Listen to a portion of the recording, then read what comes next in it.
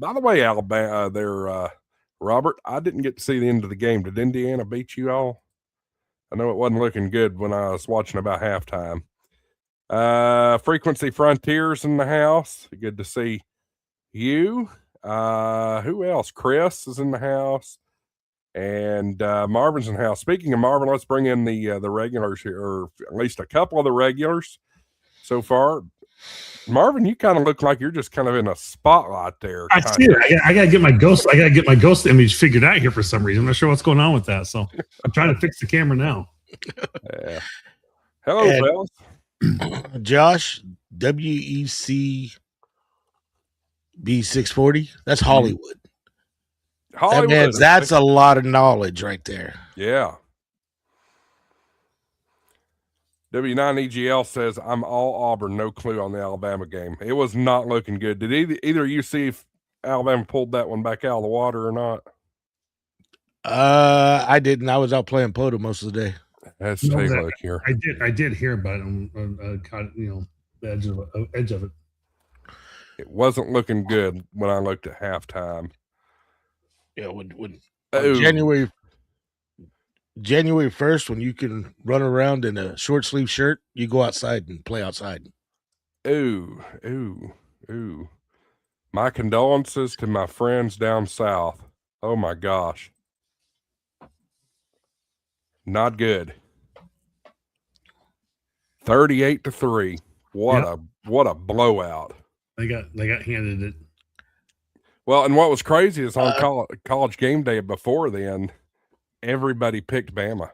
All of them picked Bama. I don't know if anybody's going to beat Indiana the way they're playing right now. I don't either. They look like the perfect football team right now. To me, Oregon's the only one that's got a shot. Yeah, I could agree. I could agree with that.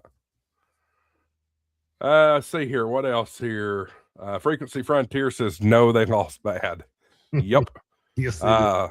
Vaughn says, Poto Power is a few shy of 2,200 on YouTube. Thank y'all for your help. Yeah, y'all go subscribe to Poto Power. Make sure let's crank their numbers up a bit.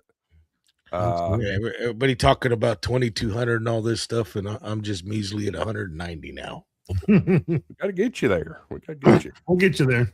Marvin's had a pretty big jump lately, I've seen. I have. I had a goal back in like October, like I'm at 250 or something, and I kind of had a big jump for some reason. And then the very end of the year, it was like, let's get me through, to 500. And it's like, we can do this before the end of December.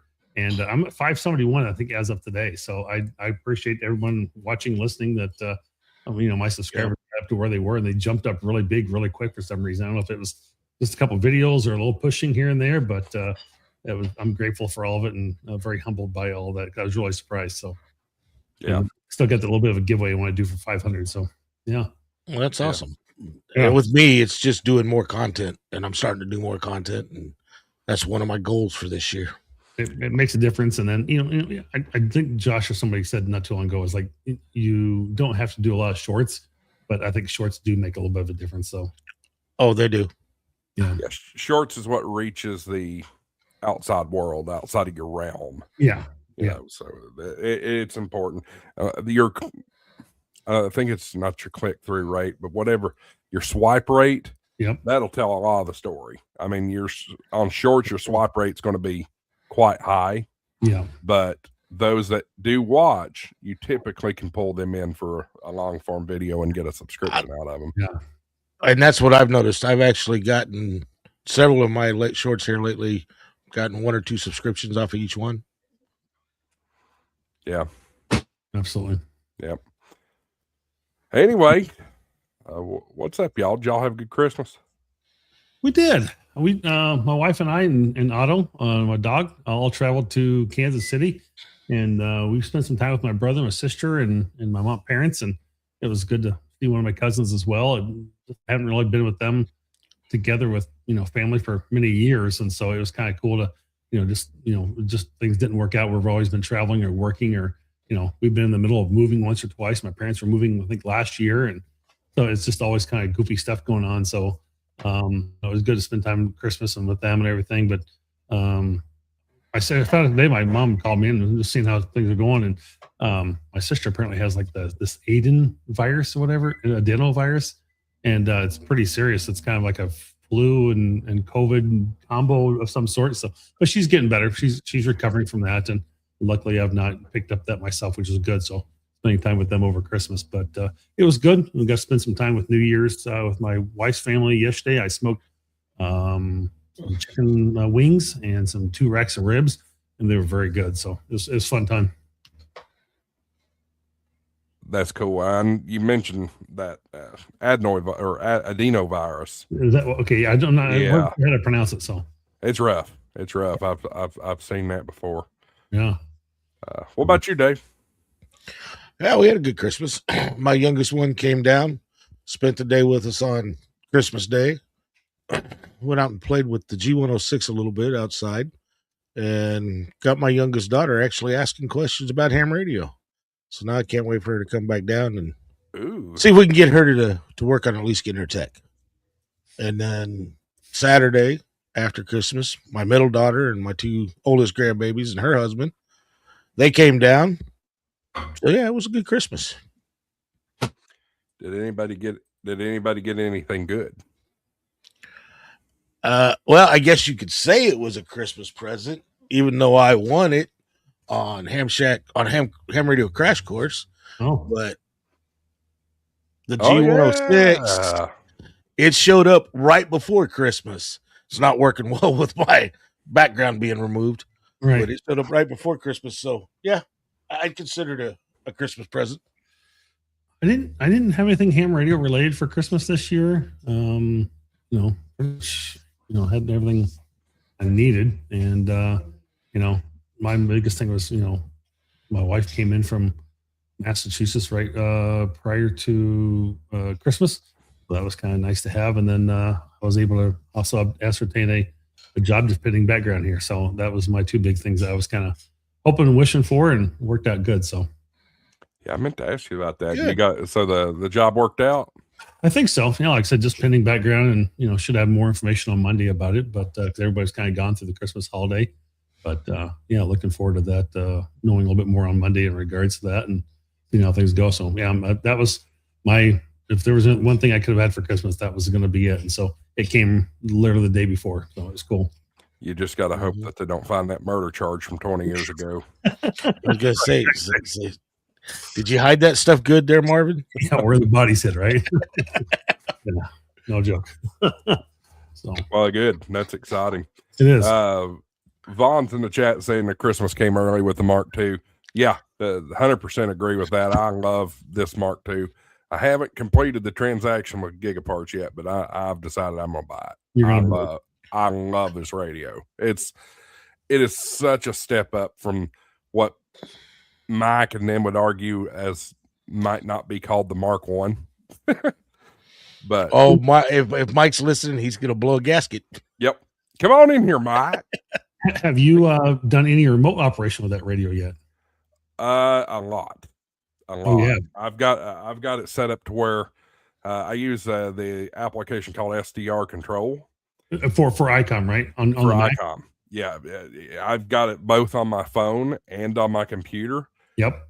And I haven't opened WSJTX since I've done this. Are you hunting POTA from your toilet? Not for my toilet, but I could if I wanted to. But no, I was sitting in my office at work a couple of weeks ago and sit there, just scrolled the bands and made FT8 from. So that's right, because Marcus has FT8 built into that program, just like he does for Flex. So yeah. I mean, I'll if I'm being completely honest and transparent about it, this application really it I've never operated Flex, so it's hard for me to say. Yep. But this application really just it makes a 7300 into a Flex, basically. It does. That's exactly what it's doing right there. So you're gonna see it's very similar. You got the waterfall and everything going with it, and you got your frequencies and your settings and changes, which is really cool. and that's really fun to have. Yeah, I was literally at my in-laws this afternoon, and I pulled out the radio, and one of my buddies came up on Ham Alert, and I literally pulled up my headset and put in the iPad, and put in the frequency he was at, and I mean, I made contact with him on my parents or my in-laws' living room table or kitchen table, and they made a contact with him right there, remoting back into my station, 5 miles across the as the eagle flies, and it was fun. So it's absolutely, yeah, and the internal modes that you can use on this particular application. I've never heard of HF fax, but apparently you can send a fax with it. Ready? So HF fax what a lot of people who does, I'm not wholly 100% on it, but if you have if you're out doing ships or you're near the coast, you can get your weather reports via HF fax. I see the high pressure symbol up there. Oh, y'all aren't seeing what I'm showing. Try that again. Entire screen. There we go. I was wondering if you have the other tools you can see on there as well. Does he have SSTV or anything on there too? Yeah. HF fax, Ready, PSK, APRS, SSTV, and FT8. But then you go that's just under the modes. Right. You go into the tools and you've got MIDI controller, CTR2 controller. I mean, network CW keyer. That's exactly the same as it is for flexing. I mean, that's almost to a T, my friend. I mean, here's the deal, guys. You don't have to spend $5,000-$6,000 on a flex now. You can get to 7,300, then spend you $88 and get this app, and you're rocking. $88. I got robbed. That's $99 for me. Yeah, it was $88 in the Apple App Store. Nice. Yeah, but it'd be a lot more than $88 for me because I don't own an Apple. Now I have a question. If you go to Window or View, is there PT? Go to View. There is PT there. Now, how are you doing PTT when you are on your laptop or iPad or phone? You just have a little button you're pushing, or what do you do? That button right there. Oh, so it's already built into that. Okay. It is, but you can do a PTT and it gives you a separate window button. That's what I've got. Okay, exactly. I'm sure I could probably set up a hotkey somewhere to do that, or even buy a foot pedal or something like that. But so this is what I'm wondering. I would love for you to try it, and maybe I can send it to you or so whatever. And I did a video on this a couple weeks ago. So if you want to know more about this operation a little bit, because I know it's not really the topic of the show tonight, but this intrigues me because I literally talked about this. Like if you have the new 7300 Mark II and you can do a remote operation with it, you may need this key to do it. It's called the Heli key by Halibut Electronics. And it's a little 1/8 inch, my gosh, 1/8 inch to USB-C connection, and you can literally plug a foot pedal into that, and then go into plug that into the back of your computer, and you can use your foot pedal as your PTT then for the radio. That's it right there. Yeah. It's on back order. Yeah, it's been on back order for a couple of weeks now. Even when I put it out there, it's been on back order. So, but that key right there should be able to allow you to do it on a Mac and make your contacts doing a foot pedal. And then you can either use I'm using my same mic I've used here that's connected to my computer for when I'm here at the desk. But if I'm out and about and remote, I've got like a little headset I can put on, and or I just use the microphone from the iPad itself or something, and I will use that as well. So, yeah. So it's cool. One thing that I have found that I really love about this, and now people fuss at me and probably unsubscribe for this, but I love the CW features that this has on it, because in full transparency, everybody knows I don't know CW, right? But I am not afraid to use the CW decoder and then send CW using keyboard. Yeah, I love it. I'm not afraid to do it. It keeps me into that's not what I wanted. Where is it at? Yeah, I've not played with the CW thing at all, even on my own radio. The CW sender, go back to modes. That's decoder. Yeah, that's the see what you see on the screen here. That's exactly. CW keyer maybe. Oh, yeah, that's where I was, but that's not right. Like, Yeah, but is that using the actual 7300 decoder, or is that software decoder? No, this is software decoder. In my experience, well, let's side by side. Ask Carlos, because our Carlos is really loving the decoder on the 7300 Mark II. Let's side by side see how it works. Boy, my camera got all messed up. I'll fix it in just a second. But let me add that to the stage here. Let's see if we can hone in. oh yeah, see if we can see how good it is. Where'd it go? Oh, maybe right there could be one. Oh, they're keying really slow. Yeah. That ain't CW.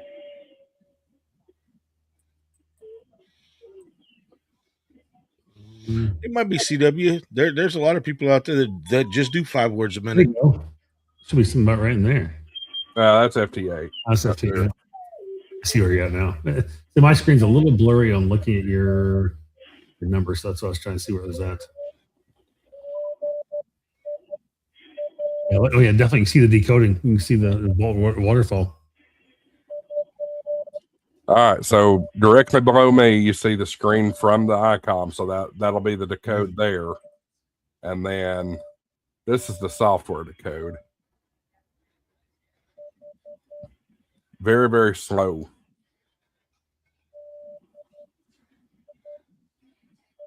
Let's see how accurate is one versus the other. It's a little bit of a weak signal too, I think. So, Mm-hmm. Yeah, that's one thing with the decoding that I've had to really hone in on is it's got to be a really strong signal. It really does. Well, and I think the slower signals actually hurt the decoders too. I'm trying to see if any of the letters match up a little bit. And, I mean, there's a few. I can't see what's on the software side. Yeah, it's a little blurry to me, but yeah. You think you maybe.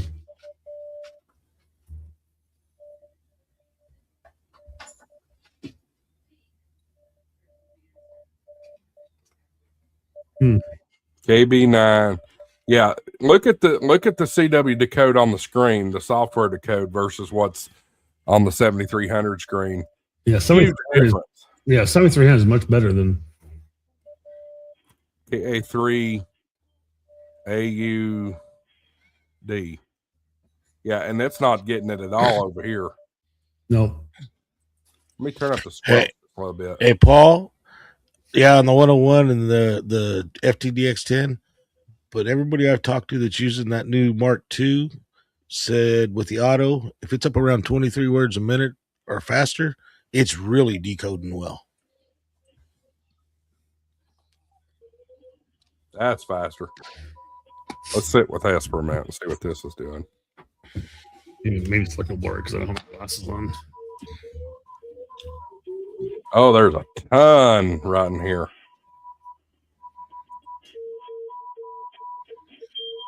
I got to narrow the bandwidth here. Oh yeah. You're off. I think you're off just a little bit too, but yeah. Why is that not narrowing?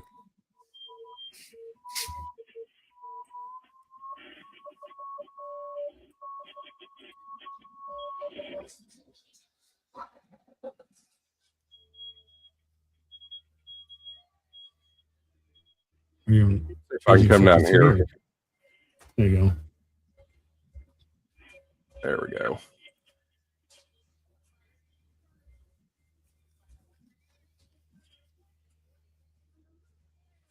I don't know what it's trying to decode in the software now. Yeah, I don't know. It looks weird. But you look at the 7300, and sorry it cuts it off, y'all. That's just the way StreamYard works. CQ, straight key, MDE, K3Y, stroke 3. Why do you need to be K3Y stroke 3 if you're already in 3? Who knows?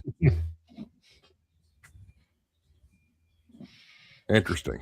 I mean, it confirms that the decoder in the 7300 is night and day better. Oh yeah, for sure. Yeah, like I said, I have not played with the decoder much on my remote setup at all. So Yeah, it's not been one of those tools I've just played with because I'm just not. I'd love to do more CW, but I just never got into it. Unfortunately, I started taking. I'm a life member of LICW, which is they're a great group for Long Island CW. Of course, they're a great group overall. But I just need to spend more time doing CW, and it's going to be that repetition that's going to get me there. So maybe one of these days I'll dive into it. You know CW, Dave? Not like I used to. I was actually, when I first got my license, I was up to almost 13 words a minute, but wow. I stopped using it. And I'm sorry, you stopped using it. You got to go back. I'll have to go back and teach myself. But that's one of my goals for this year first is to get my extra. And the biggest reason I'm getting my extra, because does it really matter? No. I'm tired of worrying about where I'm at in the band. Yes. That's what made me. So my story is that when I bought my first HF rig back in 2023, I kept getting popped. Like somebody would yell at me for being out of band, and it would be completely accident.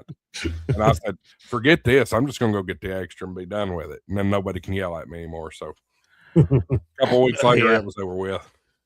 Yeah, well, that's like I was on Ham Radio Venture Guys live stream on Wednesday. Everybody come on that's got a goal, and that was my goal. And of course, now I've got to get it, or I'll never hear the end of it from Dan. But it's like Dan said, if you're a POTA guy, which I am, he goes, as soon as you get your extra, you have to go out and do an activation in the extra band only. Mm-hmm. Oh, it's doable. Yeah, absolutely. Oh, it's very much doable. That's just like when the bunch of the Texas guys were out last Saturday. Old Shane, when they were doing it, I think it was 15 meters. They set up there because they couldn't get any place. So they set up in 15 meters, went down into the extra portion, and then they got a text from somebody saying, "Hey, why don't you come up in the general portion of the band so we can make a contact?" And it's like Shane said, he goes, when you're an extra, you don't even realize you're down there in that part of the band. Yeah. I think Jason and Dave went on a activation this morning. They did. I was out activating, and you'll see a video on it. I actually got Dave from down there in Galveston Island, but it was funny. His call sign didn't click when I put it in my logger till he goes, "Hey, Dave, it's Dave," and I realized exactly who it was. Let's see here. Yeah, I like I said, I did a little hunting this morning, North Carolina and Ohio, and I had my buddy in Tennessee earlier. So I was hoping maybe get out myself and do a New Year's Day activation, but just didn't have enough time today. So yeah. N1 XWS, Ham Radio Clubhouse does a extra by April challenge. That reminds me, we have a challenge going on this channel. We do? Yep. And he's not here. Yeah. He's not here. But see, he there's a good possibility he will beat me. I mean, I got a regular job, and he says he's got a regular job, but then he's out doing POTAs at 12 o'clock during the week. And then every Monday, 2 o'clock in the afternoon, he's doing live streams. Right. Well, and then, but not only that, you've got Andy too. That's what I was talking about. Is Andy? Oh, I thought you were talking about Michael. No, I've been giving him crap. We'll see if he actually follows through on it. But the funny thing is, when me and Dan were talking the other night on the stream, we both got our license about the same time. We both got our general about the same time, and then he went right on and got his extra. But both of us, it was 27, 28 years that we were technicians. Wow. Yeah, I think I was probably like close to 20-some years myself. Well, and it's like me and Dan talked about when I got mine, technician no code, you did not get HF, period. Right. The only way you got any of the 10-meter sliver was you had to be a Tech Plus, which means you had to do 5 words a minute like the novice. Yep. That's why I was just going to go right past 5 words a minute and go to 13 and take my general test. Of course, family got in the way. Family's more important, but I also ran into the sad hams that I go after to shut down nowadays. Because when I started hearing, oh, you're not a real ham, you didn't do your code. I told one guy, I said, well, yeah, I didn't do it to get my license, but I'm up to almost 13 words. Nope, you're still not a real ham because you came into the hobby without your code. That just kind of drove me away. So now when I hear those kind of guys, I just lay into them because they're not going to do to the new hams coming into this hobby what was done to me. Right. Yeah. There's a that also kind of it's been interesting. I don't know if you fellas saw the video I posted last night, not the live stream. I actually posted another video. I got an email from a viewer that was asking, what my take is on whether the licensing structure needs to be revamped and reevaluating. He made a lot of good points, and what's been fun today is to watch the comment section on that particular one. Yeah, there's been a couple of hateful asses that I just deleted their comments anyway, and I made it very clear in that video too. Don't say get rid of tests because it's not going to happen. And we have to have a test in place. Yes, I mean we've got other bands that you don't have to test. I still think that there should be testing for ham radio. Yeah. Do I think some of the stuff like in the extra test, do I think it still needs to be in there? It don't even apply nowadays. Sure. Yeah, and to some of what his points were, Ben, it was Ben that emailed. Thanks for the email, Ben, if you're watching. But there's certain things in the technician test that are not necessary, I think. Absolutely. I mean, we need to be competitive with GMRS. Maybe that's not the right mindset to have competition with GMRS, but to be competitive with it, we've got to simplify the entry into the hobby, I think. Do we need to know satellite orbital patterns to really have a technician license and to operate efficiently? No. Or safely, for that matter. I think the technician test should all be about safety, laws, and general operating.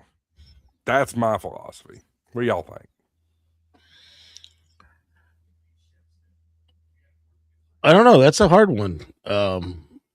I can see your point, but also I can see, because my biggest thing telling guys when they want to get their license, they're worried about, well, I got to know it. No. I'm sorry. Study for the test, memorize the test. You're not going to learn until you start doing it anyways. Right. Exactly right. Period. 100%. 100% agree, Dave.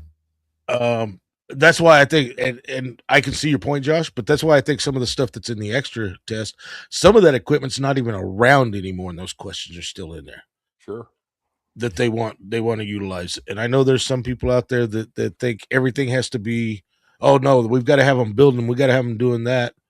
My view on that, Josh. If you want to be an appliance operator, as long as you're doing it legal and you're having fun, enjoy the hobby.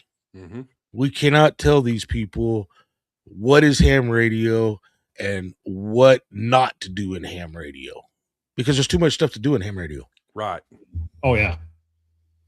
I mean, take your picks, but I guess I see it both. I can see it both ways. Mm-hmm. And I'm going to make the argument that having some understanding of basic electronics, knowing what a resistor, a capacitor, an OR gate or NOR gate, some of those things, and understanding you're not maybe become an electronic engineer out of it, but you're having a basic understanding of how things operate so you can be a better operator. I think that plays a big part into it. So if you understand, if you're going to go out and do satellites, because you have the privilege as a 2-meter privilege to operate satellites, and you're going to go out and operate satellites as a technician, understanding the orbit of the satellite, of how it's evolving and rotating, and maybe the speed of like ISS, and knowing a little bit about Doppler shift. I didn't learn those things necessarily as a technician, but as I got the experience and doing more of it, I learned about it, and it is important for that. So at least there is those things in there to give you a initial understanding, or at least initial say, hey, you know what? I think I remember something about that in my technician license. Let me go back and read a little bit more about that and figure that out, because like I'm not sure why I'm not getting this. It's nice to have the mentors, but I never grew up with an Elmer, so. I've had to literally spoon feed this and learn this all on my own. And so, it's only been maybe the last 5-6 years I've had some people around that can help me out with some of those things and learn it, because I just, it's like going to college professor and, going to college and, it's like, well, the professor says, I'm not going to sit here and teach you. Here's a book. I'll give you a test once a week and you figure it out and learn it yourself. Well, you don't really learn that way, So I think it is good to have some of those things in there, because it gives you a basic understanding of how it's supposed to be, or what you should know, to help be a better operator of doing satellite operation or HF operation, whatever you're, if you have a problem with your radio, well, why is this happening? It's because, you're trying to understand power and you need 12 volt knowledge, of why you're not getting power to something. I think some of those things are important to know. Oh, I can agree with that, Marvin, but not everybody, like you said, is an electrical engineer. Right. That's just like Colin. Colin's got a comment in there. A lot in the USA don't learn. Post that up. Don't learn. They just remember the correct answers. 100%. Colin, and I agree with that. But some people, they need to learn as they start doing it. Well, if you're taking the test, you can't do it until you take your test. So what are you supposed to do? That's a catch-22. Mm-hmm. I mean, if we're going to make it to where they have to know exactly what they're doing before they take their test, then we're going to kill this hobby, because all you're going to get is engineers coming into the hobby. Yeah, you're not wrong. I like what you're saying there, and it's interesting. It's interesting because, I mean, you go back to K8, KAZ. I see GMRS as the first step of an amateur radio license. It's an easy gateway. And it is a gateway. Yep. Most people that are GMRS people are also ham people. We know that. But I'm not saying we need somebody to pay to play. Definitely not. There needs to be some sort of a knowledge base there. I knew Tim was going to come up with that. I have some triggering comments. Go ahead. Hey, Tim, join the stream. You know where the link is, I think. You should. W9GPL. I like what he wrote. As an aviation, it's a license to learn. Absolutely. Mm-hmm. And that's exactly what I think you have to license to learn is what we get here. So I think reverse similar to that in nature. Yeah, well, that's like the statement about GMRS being a gateway. When I got mine, CB was a gateway to ham radio. Yeah, sure. I knew a lot about electronics. I'm one that, I mean, I don't necessarily have the steady hands to do the stuff I used to do, but I used to get into doing all that stuff, tearing radios completely apart, completely recapping radios, doing all that stuff. Not everybody, and I don't want people. I don't want people to think that I'm saying let's just bring in a person that'll grab a mic and just talk on the radio. I agree with you, Marvin. They need to understand. And what I do with a lot of those guys is I'll teach them like how to build an antenna. It's pretty amazing to watch the face of a new ham when they build a wire antenna. They make a contact halfway around the world, and they look at that and go, "Hey, wait, I built that." Right. But we can't think that they have to be able to do that before they come into the hobby. It's our job as hams and Elmers to show them that kind of stuff, but don't force them that they have to be that. And I'm kind of like you, Marvin. I didn't really have an Elmer when I first started. KZ says, if it's a license to learn, then the test should be focused on rules, regulations, and safety. Exactly what Josh said. Yeah, that's exactly where I am on it. Yeah. And Gray Man, I sent you the link in Discord if you want to come on in here and get me triggered. Maybe we'll have a good old fashioned smackdown debate here tonight. Well, yeah, it was kind of and these resolutions, but this is good stuff. I like it. Yeah. Well, I think it's a conversation that needs to be had. True. Yeah. So it'll be. I know with Tim, he wants to see the kid and the kids. I understand getting them to do STEM stuff and stuff like that, but if we want to bring in some of the ones that are a little bit older into the hobby, the ones that have all they've ever done is play on cell phones and stuff like that, I guarantee if you go ask them what the difference is between a USB-C, a USB-A, and a USB-B, they're not going to be able to tell you that, but they'll be able to tell you how to operate that phone. What's USB-B? They're going to ask. Yep. Yeah, what's USB-B?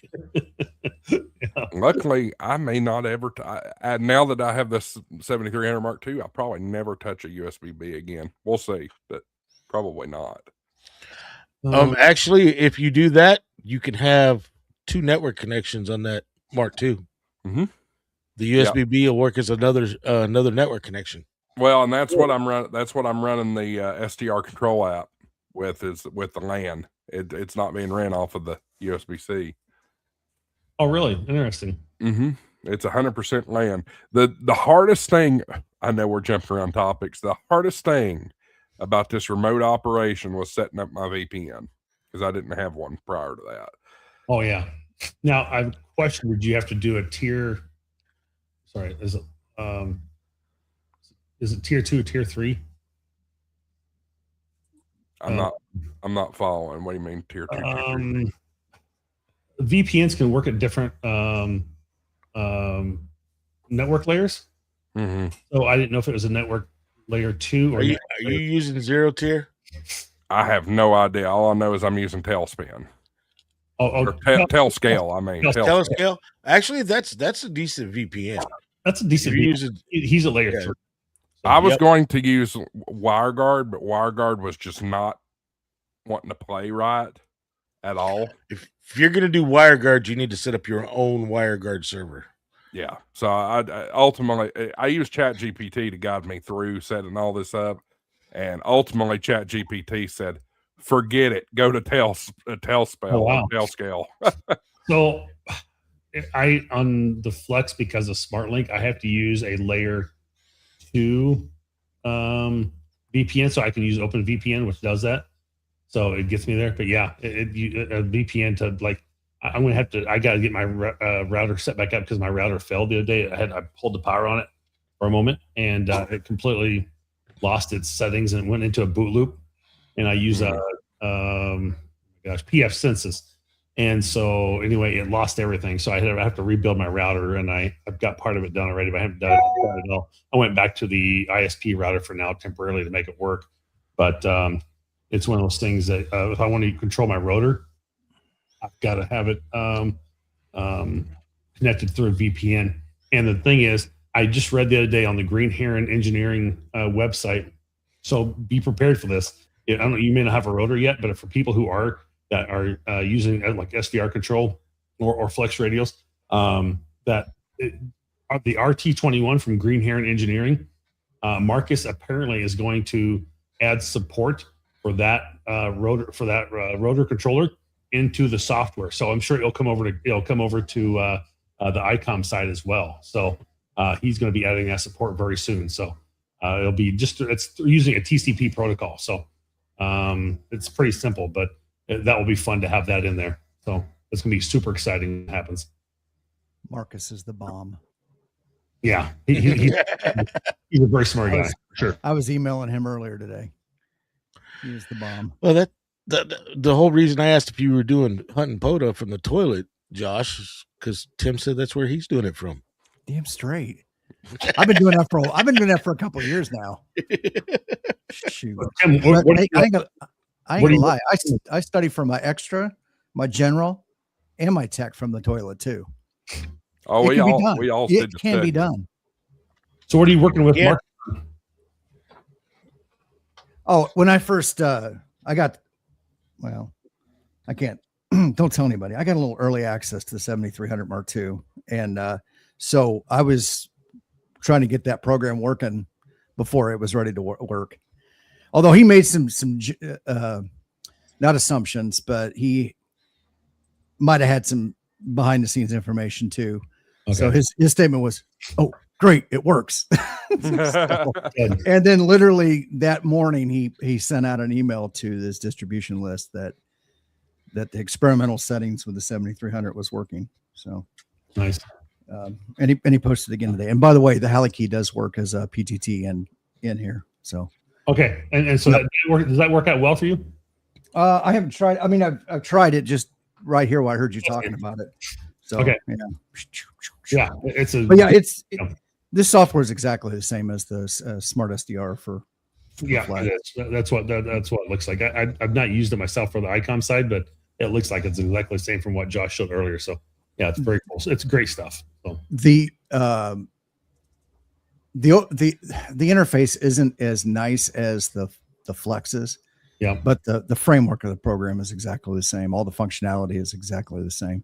The only thing I will tell you that I have found, Josh, and Tammy, you're probably, if you're using it too, is that if you're using his tools built in for the FT8 and FT4 modes, that when you decode, his decoding is still not as good as if you pull out WSJTX as a separate application and tie them together in your computer and use it that way as a separate application, because whatever reason, his decoding is not as good as, like, I think I worked Andy one day, he was doing FT8. I couldn't pull it up on the decoder within the software, but I pulled up WSJTX as a separate application and program. And I was able to then see him, and it pulled up and it worked just fine. So I don't know. Have you experienced the same thing, Tim, or no? Somebody said that the other day. And when they said it, I'm looking at the screen and I'm decoding it -24, -25 dB. So I don't know. I haven't done anything targeted to see that. Okay. I kind of like, just for the convenience, when you're and you know this, Marvin, when you're running across the network, you don't have a direct USB connection to pass that audio back and forth. And so in the Mac world, you have to do something like loopback to create virtual. I use VB cable, but yeah, same thing. Yeah. And that, not complicated, but it can get complicated pretty quickly. Yes. And you can get into a rat's match. One setting that doesn't have that VB cable, that virtual cable in place, you're not functioning. You're not going to get your information coming across like you should. So yes, it can be a little complicated. And I've actually, and again, a little shout out to me, I've got a video out there on how to do that on the Mac. And I probably need to go back and review it and see if it's changed it or not. But I think I'm pretty good for the most part. So yeah. So when I switched from Windows over to Mac, I went ahead and I've pretty much just exclusively used the apps inside of Marcus's programs. Okay. And that generally works fine. I honestly do probably more remote stuff on my phone away from here than I do actually here in front of the computer with the radio. Yeah, I do my iPad a lot. So yeah. I'm waiting for Andy to produce that World Radio League iPad control program for logging.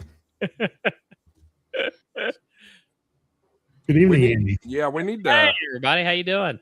Good. Yeah, you and I and Tim probably need to get together, Andy, and talk about this SDR control and how to get it to interface mobilely. Yeah. With that app, because absolutely it works phenomenal with the ports, through the actual Mac app. The iOS, it has no idea what to talk to. That's the thing that's been coming up more and more lately. So maybe it's something we ought to start looking into a little more seriously. The good news is it's all API driven, and you can it will respond to cat control over the wire. So yeah, but you know what? You guys can wait for that until the desktop app does. It's coming. I'm waiting on y'all to put a countdown clock on your website, Andy. Desktop app back a little bit to work on. No, I'm kidding. Beta in January. Oh, you didn't hear the recent news, Dave? It got delayed a little bit. That's not what James said Monday night. Dave, I got a fully working copy. Andy sent me one the other day. He did. He said, just don't tell Dave about it. He said, don't tell Dave. I told you yesterday your check's in the mail and to keep quiet. No, well, hadn't gotten here yet. Buzz Valley Bee Farm says, could have used that desktop app. Couldn't we have all? Yes, I agree. Yeah. I kept having issues with the internet and the website. You guys were talking about using Loopback and similar programs for routing audio. I used to use it for routing audio between my mic and my radio through the computer, so I could, tweak some, kind of tweak some of the audio settings and what have you. But I finally fixed that once and for all, and nice. This control board here, so that handles all the routing for me now. So who makes that one? That is Mackie. It's a DLZ Creator XS. Okay. Give us a good look at it there. I put you full there. Yeah, here. It's a little bit difficult because it's over on the other side of the. Nice. I like that one. Yeah, that's got like a real Black Magic feel to it, like Black Magic design stuff. I like the looks of that. When I say it almost looks like the Roadcaster, to be honest. Yeah, it's their basically their direct competitor to the Roadcaster Duo. Yeah. I kind of like that. I got a Pro FX. I've got a audio console here. Yeah, I can show you how the pads work, but you'll start hearing the World Radio League show theme. So we'll save that for another day. You guys don't know these funny these fancy streaming stuff. I'm just using an old analog mixer, so I can use the same mic into my radio and same stream. Yeah, this thing's got mine's analog. You built into it, so I can dial in my mic audio, and it's really, really fun. I just got it, so I'm learning how it all works, but it's really, really cool and fun to use. So yeah, I love my Roadcaster. It's the greatest one I've ever had. Which one do you have? Do you have the Pro 2 or do you have the Duo? I have the Pro 2. Oh, you have the Pro. Wow. Yeah. So cool. Yeah, this one they traded the faders for screen space.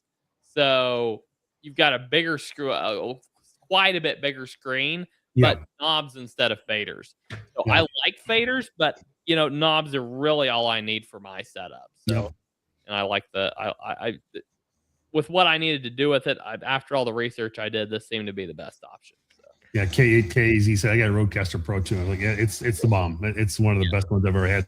I had a PreSonus before that, and I just couldn't get to work with the Mac the way it should have been. She's got Vaughn, and he takes care of it all. There you go. And then I had another analog version before that, and like PreSonus is a top. Julie, we all know you're out there pushing Vaughn's buttons, so. No, I'm kidding. Wow. I looked at those, Tim. I just can't. I don't have the money to spend on those right now. Well, I mean, I have just a standard. It's a Pro FX 12, so it's a 12-channel analog console. Right. I Greg, right? K6EGG, Greg. Mm-hmm. So he's a professional broadcast audio engineer. I did live sound production for many, many years. And I was in it as digital technology was starting to come into it. I hate digital audio. Absolutely hate it with a passion. So I will stay analog all day long. Other forms of digital stuff I'm all about, but audio I'll take an analog console all day long. Although I like that thing that Andy's got, and I'm going to take a look at that real quick. Yeah, well, I'll tell you what, Tim. Back in the '80s, when I was in the bands and working shows and stuff. Yeah. I'm kind of like you. I had a digital mixer, and I was kind of glad that it blew up on me. So instead of fixing it, I've already torn it apart. I could have fixed it, but I decided to go back to analog because the control and the sound to me is it's cleaner and it sounds more natural. I will take off-board processing any day. They're in these modern consoles, they shove so much stuff in there. And I don't want to deal with pages. I want to look down, and I mixed concert venues, 96 channels. Midas Heritage consoles. Although Midas is owned by what's that other Behringer now? Just shoot myself in the head with that one. Nothing. I mean, you're talking Kmart, buying Bloomingdale or something there. Yep. I don't know how that happened, but yes, but that's what I'm used to is like at least a 48, at a minimum 48, but 96 channel consoles. And Wow. I want to have a stack of processing. I don't want to deal with pages. I don't want to deal with 10,000 effects crammed into a little screen when you're trying to put a show together. Mhm. You need to be able to react on the fly and quickly, and not sit there fumbling through pages trying to find something. Yep, I agree. Well, that's just like he said. Andy doesn't like faders. I preferred the sliders and the faders, and it's personal choice, but it's what I'm used to using because I can reach up. Need to go with because I love faders so much. Right. Well, kind of like Tim was talking about. I mean, we weren't doing concert venues. We were doing clubs, so we were running minimum 24 channel mixers to mic everything up. And to control, to me, the natural sound is the way. I'm kind of like Tim. Give me a stack, and I'll build a stack. I don't want everything in one unit. Yeah. I love faders for sure, but just for the compactness and the use case, knobs was plenty for me. But I do love me some faders. Did you say the DLZ Creator is what you got? Yeah, the Creator XS. It's the okay. Oh, the XS. Okay. Okay, I see. Yeah, the difference between the faders and the knobs. The same number of channels. This one's got. Looks like. Yeah, I think so. I can't remember exactly. It's got like 6. So that's got 5 channels. It looks like that's got 4 mono channels, 4 stereo channels, or 3 stereo channels. Yeah. Remember exactly what this one's all got. Yeah, that's what it. Okay, yeah. So it's got 5, 6, 7, 8, 9, 10 paired together in a stereo mix. Yeah, exactly. Yeah. Okay. That's right. And then yeah. Well, let's see. Before you do one thing, Josh, I want to say the one thing. Tim, yes, you've probably been doing it for a while longer than Josh has with the remote operations. But one thing I wanted to note was something you'll notice when you do remote operations is the latency that happens when you go to transmit and receive sometimes. Do you experience much of that or no? So I never experienced that with the Flex. I am experiencing that with the ICOM. There is a slight delay. I need to hit the PTT button and wait a second before I start transmitting. There is a integrated delay that I've turned on that has extended that a little bit, but it's made the audio cleaner. There's not as much we'll call it PTT noise, right? Okay. That seems to have been a little cleaner.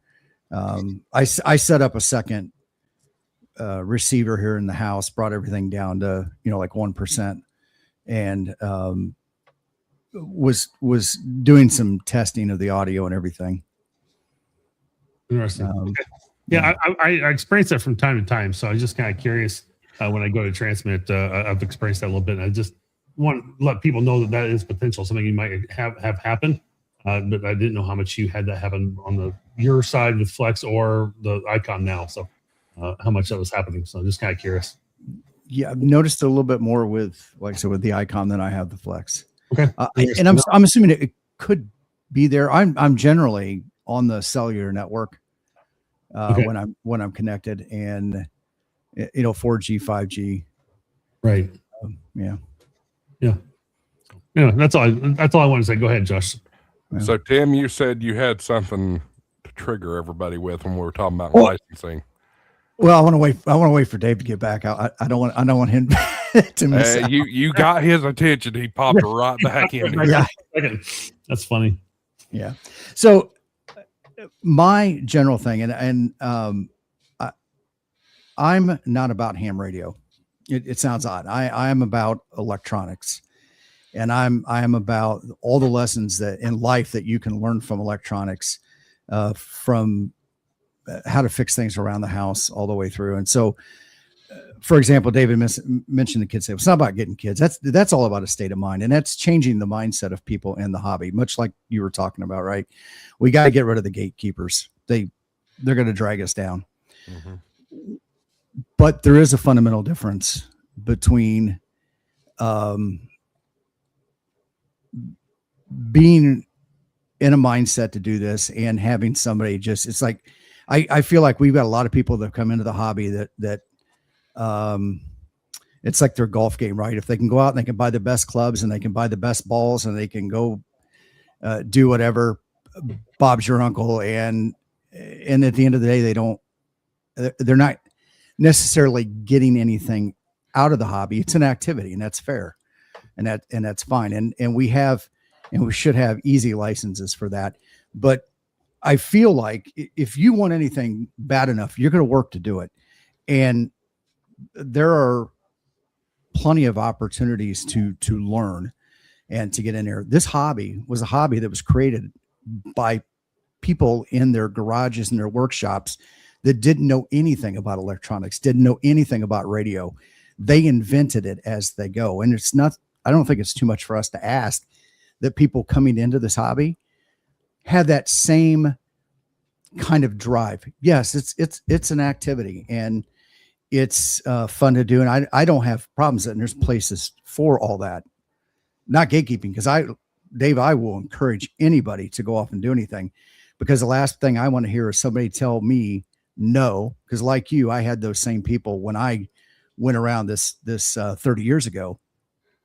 Ham curious for 30 years, right? I said that the other day. And I only stumbled back into it 12 years ago. And so I want to see people, if they want an easy button, that's GMRS. If they want to dive into it, learn it, understand it, but understanding that things that we learned, the troubleshooting, the theory, all that they can take with them and take those concepts and apply it to anything that they would do personally or professionally. There's so much more to it. I mean, I understand we need to get people in there. That's why I'm really like, I push the ARRL's Teachers Institute a lot, because that's that type of a program that I didn't have growing up. Mm-hmm. You know, I have three boys. Two of them are medically diagnosed with high functioning autism. My oldest one, prior to that being a big thing, myself, we all exhibit the same characteristics, traits, learning patterns. So I'm assuming if things were different back when I was in high school, my life and career might have been a lot different. I had to go off to the military, and I got lucky that the Navy saw my potential and knew how to train me. And I got an equivalent of a 4-year engineering degree in about 18 months. And that has carried me very well throughout my career, but not everybody gets those opportunities, those lucky things. But it's everything that we do in amateur radio that I learned. It was all stuff that I was curious in when I was younger, but didn't have the ability, because I had some old fart at the VFW telling me you can't do amateur radio because you got to learn Morse code. Mm-hmm. Stuff like that. Or to like you said. Well, so and to me, that's not triggering, Tim. You're right. But the way a lot of people come off, and I want to help people learn, but I'm not going to tell them they have to do this when they come into the hobby. Mm-hmm. Because then you wind up it even though your intentions might be good, you wind up sounding like a gatekeeper. I hear you.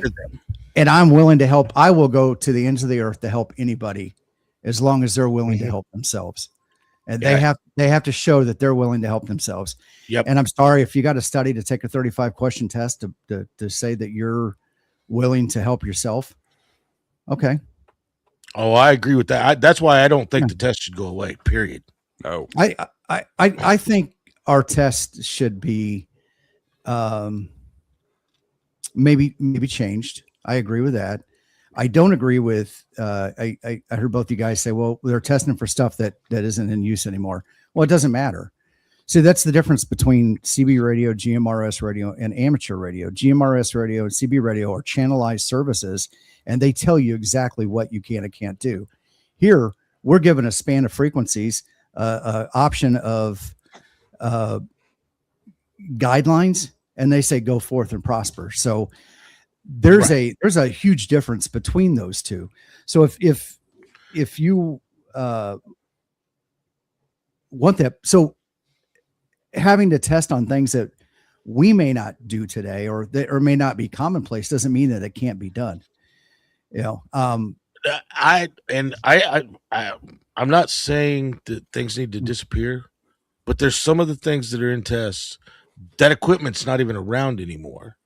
And so that's what I'm talking about. I don't think it should be dumbed down. I don't think any of the levels should be dumbed down. I mean, the technician test is way easier than when I first took mine 32 years ago. I've heard that a lot. I've heard a lot of people talking about that lately. So I don't think it should be dumbed down anymore. But I do think there are some things that not because of the new SDR radios and stuff like that. There's some in the questions that those things don't even exist anymore. Like that's what I'm talking about. There's some things, and I'd have to go back and look at it. I've got a note. I'll tell you this right now. I'll tell you. No, TNCs are still used. Well, they're only used because TO is temporary offline, not tortoise overland. TO has done a whole video series on people, doing 1980s teletypes over the radio again, instead of trying to figure out how we could shove more data down now that they've lifted up the baud rate. Oh, I agree with that. And I mean, stuff like that's still around. So the best way I'll have you the list before more. I guarantee it, Tim. Okay. I don't want people thinking that this hobby is not about exploring, testing things, and doing things. What I don't want to hear people telling it, because there's a lot of them still out there, and there's a lot of new guys coming into the hobby. They're telling them basically you need to become an electrical engineer to keep doing this hobby. That's my problem. It's the gatekeeping. You know what? This is a great segue to this. Is that we have somebody on the channel here that has Ham Radio Prep that gives you a great way to get into the hobby using Ham Radio Prep. And Josh will be happy to give you all those codes. And also, Andy, I think you have some information on the World Radio League you want to share with us, because you got to go. Looks like so. Yeah, I gotta drop here in a couple minutes. Thanks for popping over to me real quick. I want to just tag on to the conversation there just real quick. I think the lowered barrier to entry has been great for the hobby, because for one thing, I don't think you need to know Morse code, and this may be controversial to some people. I don't think you need to know Morse code to have an electrical engineer's mindset and be oriented towards being able to advance technology, learn new things, dive deeper into the hobby. I don't think you need to know Morse code to do that.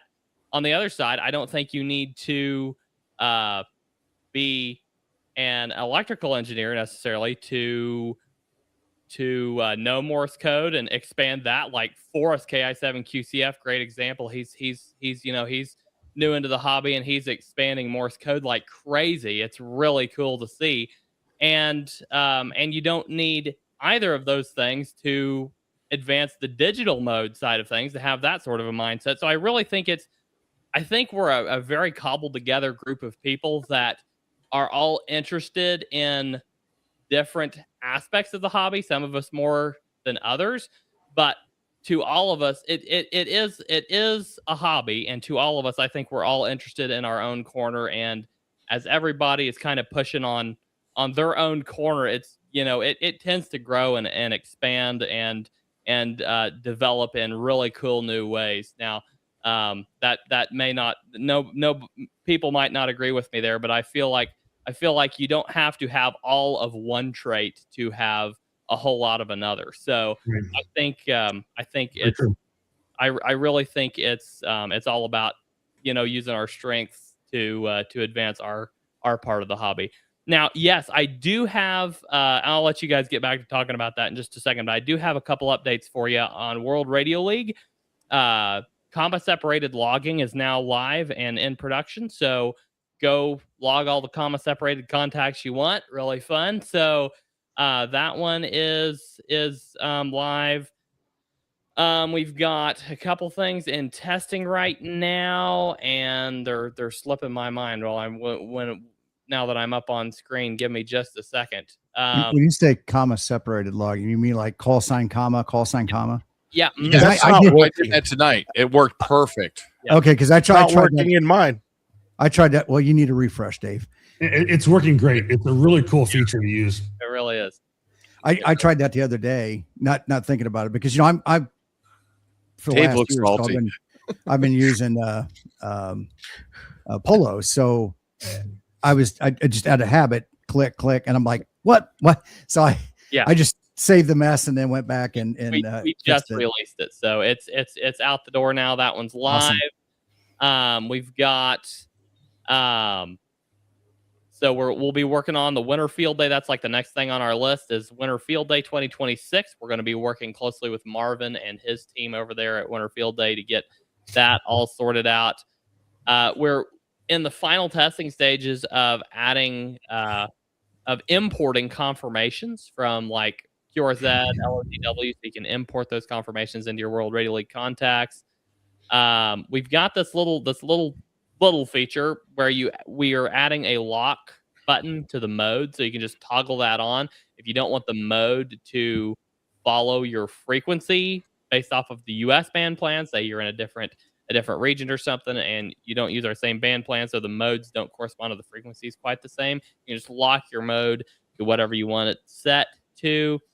And our all contacts map. So this is literally, it's like if you've used QSO Manager, you're going to have like those filters, but for a map of all of your contacts. And you can filter that map down to show a specific subset of your contacts, in that beautiful map graphical view there. It's really, really awesome.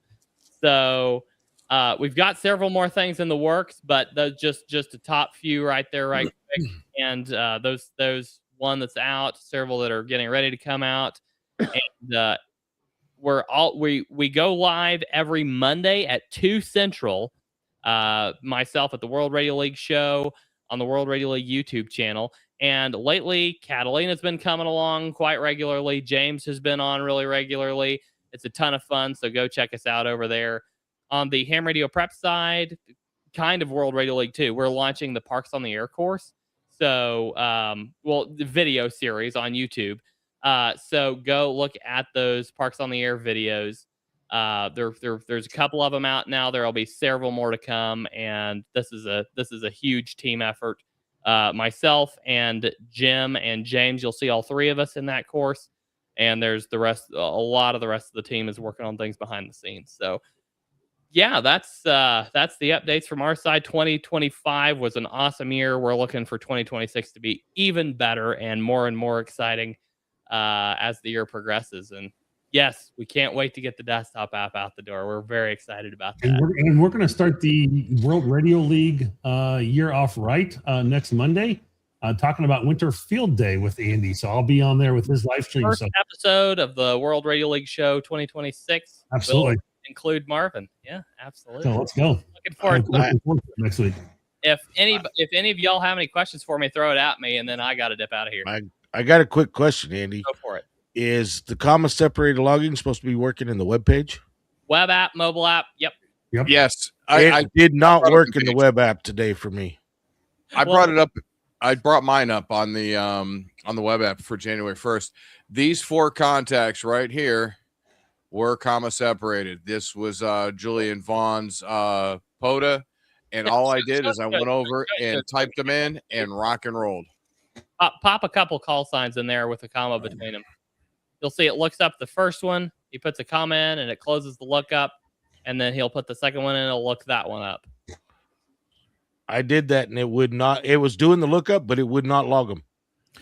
Yeah, so that's the problem I had when I tried that the other day. I got that behavior. Yep. Where all 4 or 3 or 4 of the contacts got listed, looked up individually, but when I went to commit the log, it or Tim, the what entry, browser it wouldn't were do you it. using?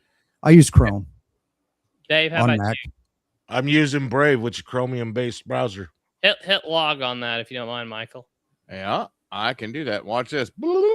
Now I'm gonna have to erase the stupid What- things, but What browser are you using, Michael? I use Chrome on this. Mac or Windows. I'm on Windows. Windows. Okay. Yeah, it's been working beautifully. I've done it several times today. So Yeah. Well, I had made the comment to Brad about it, and Brad told me, Andy, that there was a bug they knew about. So I don't know if that's been fixed or not. I wasn't using the mobile app today. Okay, I haven't heard that there's a bug that we know about. So if you have, try it again, Dave. If you have any issues, DM me on Discord. Same with you, Tim. Are you in our Discord, Tim? I'm not sure. I'll drop an invite here right quick to the main chat. If you want to join the Discord, just DM me if you're still having the issue. Okay. Yeah. I like your map with the little whole stars. retro stars look. You like that? I feel like we're in the 70s Yeah, you all of a sudden. You can customize now. A lot more customization. Bomb chicka wow wow. And it's getting ready to get better. We're expanding the map key on the map share. So What made you think of that lick? What was that? What made you think of that lick? He said the 70s, man. Oh, okay. All right. Just asking. All right. Grab- Hey, for a friend. Tim. Hey, grab Tim. some of the Most of comments the- here. Most of the panel probably doesn't know because they're not old enough to know about the 70s. beta. Yeah, that's right. This is true. Actually, this is a feature. This is hilarious. This is a coming feature, by the way. We're gonna have sound effects. Holy Sound City effects? Mike Echo says beta a feature to partner with Uber to send drivers out on remote contacts or harass them for confirmation. Now, this is a feature. Let me clarify. This is a feature. Now, Uber did not sign the contract, so he had to go with email instead. So, but you will be able to send email requests for confirmations here very soon. Nice. Okay, Pota Power has a question. Who wants to read it? No. If we Oh, change the map on the webpage, will it automatically change the no, mobile not app? currently. But we will have a feature come out very soon that allows for customization on the mobile app as well. And yeah, it should sync. DoorDash conference. Hey, that would actually, we need that, Andy. That way, when we're out at a Poda Park, we can just get some lunch brought to us. DoorDash, right through WRL. That'd be awesome. Hey, I want a pizza delivered to this park. Yeah, it's just like your DoorDash driver calls you. Where are you at? Oh, I'm at US 10215. Just look for the antenna. No doubt. Look for the goobers on the picnic table. So much for giving me the floor there for a couple minutes. Great to see all of you. Michael, Tim, Marvin, Dave, Josh, you guys have a great week, and we'll hopefully catch you next Thursday. And come see me at the World Radio League show on the World Radio League YouTube channel Mondays at 2 Central if you're able to. I'd love to see you there. I'm working. Some of us have to work, Andy. Yeah, some of us have to work. Andy, 2 things for you to leave. One is I sent you my email. I saw your late response today. Yeah. I'm around most of the day tomorrow. I can probably hit you up on that. Okay. And then just let me know about Monday. So I'm good to go. So just Awesome. Yes. Yeah. We'll I'll talk to you later about Monday, but yeah, absolutely. We're good to go on that. And just one thing before I leave, you sound like on your microphone, it almost sounds like common mode current. You got a buzz the whole time you're talking. I don't know what that's coming from. But Yeah, there's definitely a gate of some sort. It's just hot. That's all. Yeah. hopefully it's a little better. Maybe I don't know. Nope. I don't hear it. You guys hear things. It's a very, very low buzz. It's just a low buzz. buzz. It's only while you're talking. It's in sync with your voice. The buzz on the Are screen. you hearing it, Tim, or are we just too deaf? Not sure. Yeah, I I hear it. don't hear it. I'm deaf. It's not It's that big of a it's definitely being gated out. deal. Yeah. 7-3, everybody. Have a great evening. Bye, See you, Andy. Happy New Year. Bye, Andy. Happy New Year. All right. Where did we leave off? I forgot about that. I don't know. Hello, peoples. Talking Yeah. about triggering comments, and I actually thought it was a pretty good conversation. I It think me and was. Tim are on the same page. I think I just came across, didn't completely explain what I was talking about. And when I said kids, Tim, I wasn't talking about the kids table. I was talking about STEM with the teachers. Okay, yeah. Look at me being I'm being all, but what's the word? God, I can't even think of it right now. It's one of those. I mean, I have been burning the candle. I go on vacation and I'm getting like 3 hours of sleep a night every night, staying up late, doing all these crazy ham radio things, and then getting up early and doing more crazy ham radio things. You've been on a live stream like almost every night for the past 2 Well, weeks. Yeah, I gotta raise my visibility there. But yeah, so I think it was 2:30ish, something like that. Wow. 2:45 before I went back in the house, and I was up at 7 to get up and get moving for the live stream today. I'm That talking was about just last night. oh yeah. Tonight was just totally impromptu for me. This morning, I'm sorry. So it wasn't until after we got off with Jason's stream last night that I was like, I feel like I'm going to do a live stream in the morning. Do my Sunday morning. It shocked me when I opened up my phone app, getting stuff gathered up for a POTA, and all of a sudden saw you were live. Yeah. Yeah, I gathered up this morning for POTA for 10 o'clock, and I was going to go live until I got out to the park and saw that I had no coverage. I was like, yeah, that's not going to work. I was just going to do it for grins and giggles. And then I get home, and everybody's on Prep and Paul and PRK, and I was like, damn it. I think New Year's Day from here out, it was just going to be POTA Day because everybody is out there. Yeah, pretty much. National POTA Day for sure. I mean, you should have seen the parks on the air app today. It was just packed with people, stacked. Activating, so it was and the bands. I mean, my buddy, he called me later after he got out in the air, and I made contact with him in Tennessee, and he goes, I had a hard time finding a place to park. He goes, it was just so busy with people in the air, it was hard to find an open spot. Oh yeah, it was insane.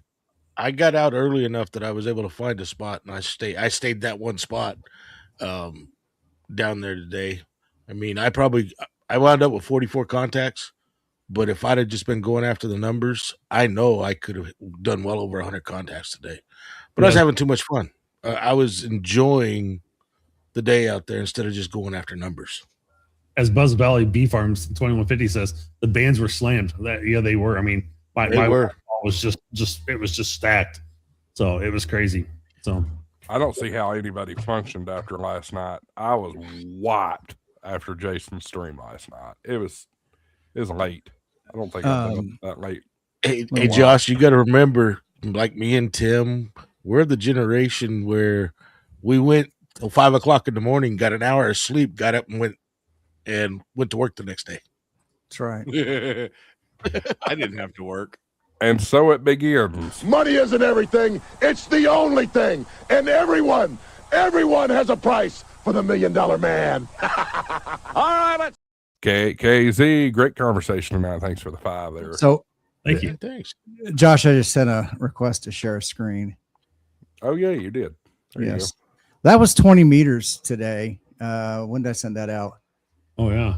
12:30ish. I snapped that. And that was 20 meters. Look at all those spots. Yeah. And so that's CW insane. was rocking, and the general portion of the band was busy too. Yep. So, Oh, big time. Look at the CW side, even just stacked over there. oh yeah. Yep. Well, So- I had an interesting day on mine because I forgot my surveyor's tripod for my hex tenna. Oh, So I had to improvise, overcome, and adapt. And it actually turned out to be a pretty awesome setup. But I don't want to give too much of it away because I got a video coming. But I will say it turned in more of an NVIS setup because I was getting Illinois, Nebraska, states I don't normally get on 20 meter. but then I was also reaching out. So it was an interesting day. Yeah, interesting. Yeah, I was kind of surprised. I was actually trying to get there was actually a young female that was on the air in Minnesota yesterday out in Worthington. And I was overshooting her, I'm sure, on 20 meters because it was just, it's the other side of, so I'm on the western side of Wisconsin, and then she was on the far western side of Minnesota. But I think I was just too close to hit her from there.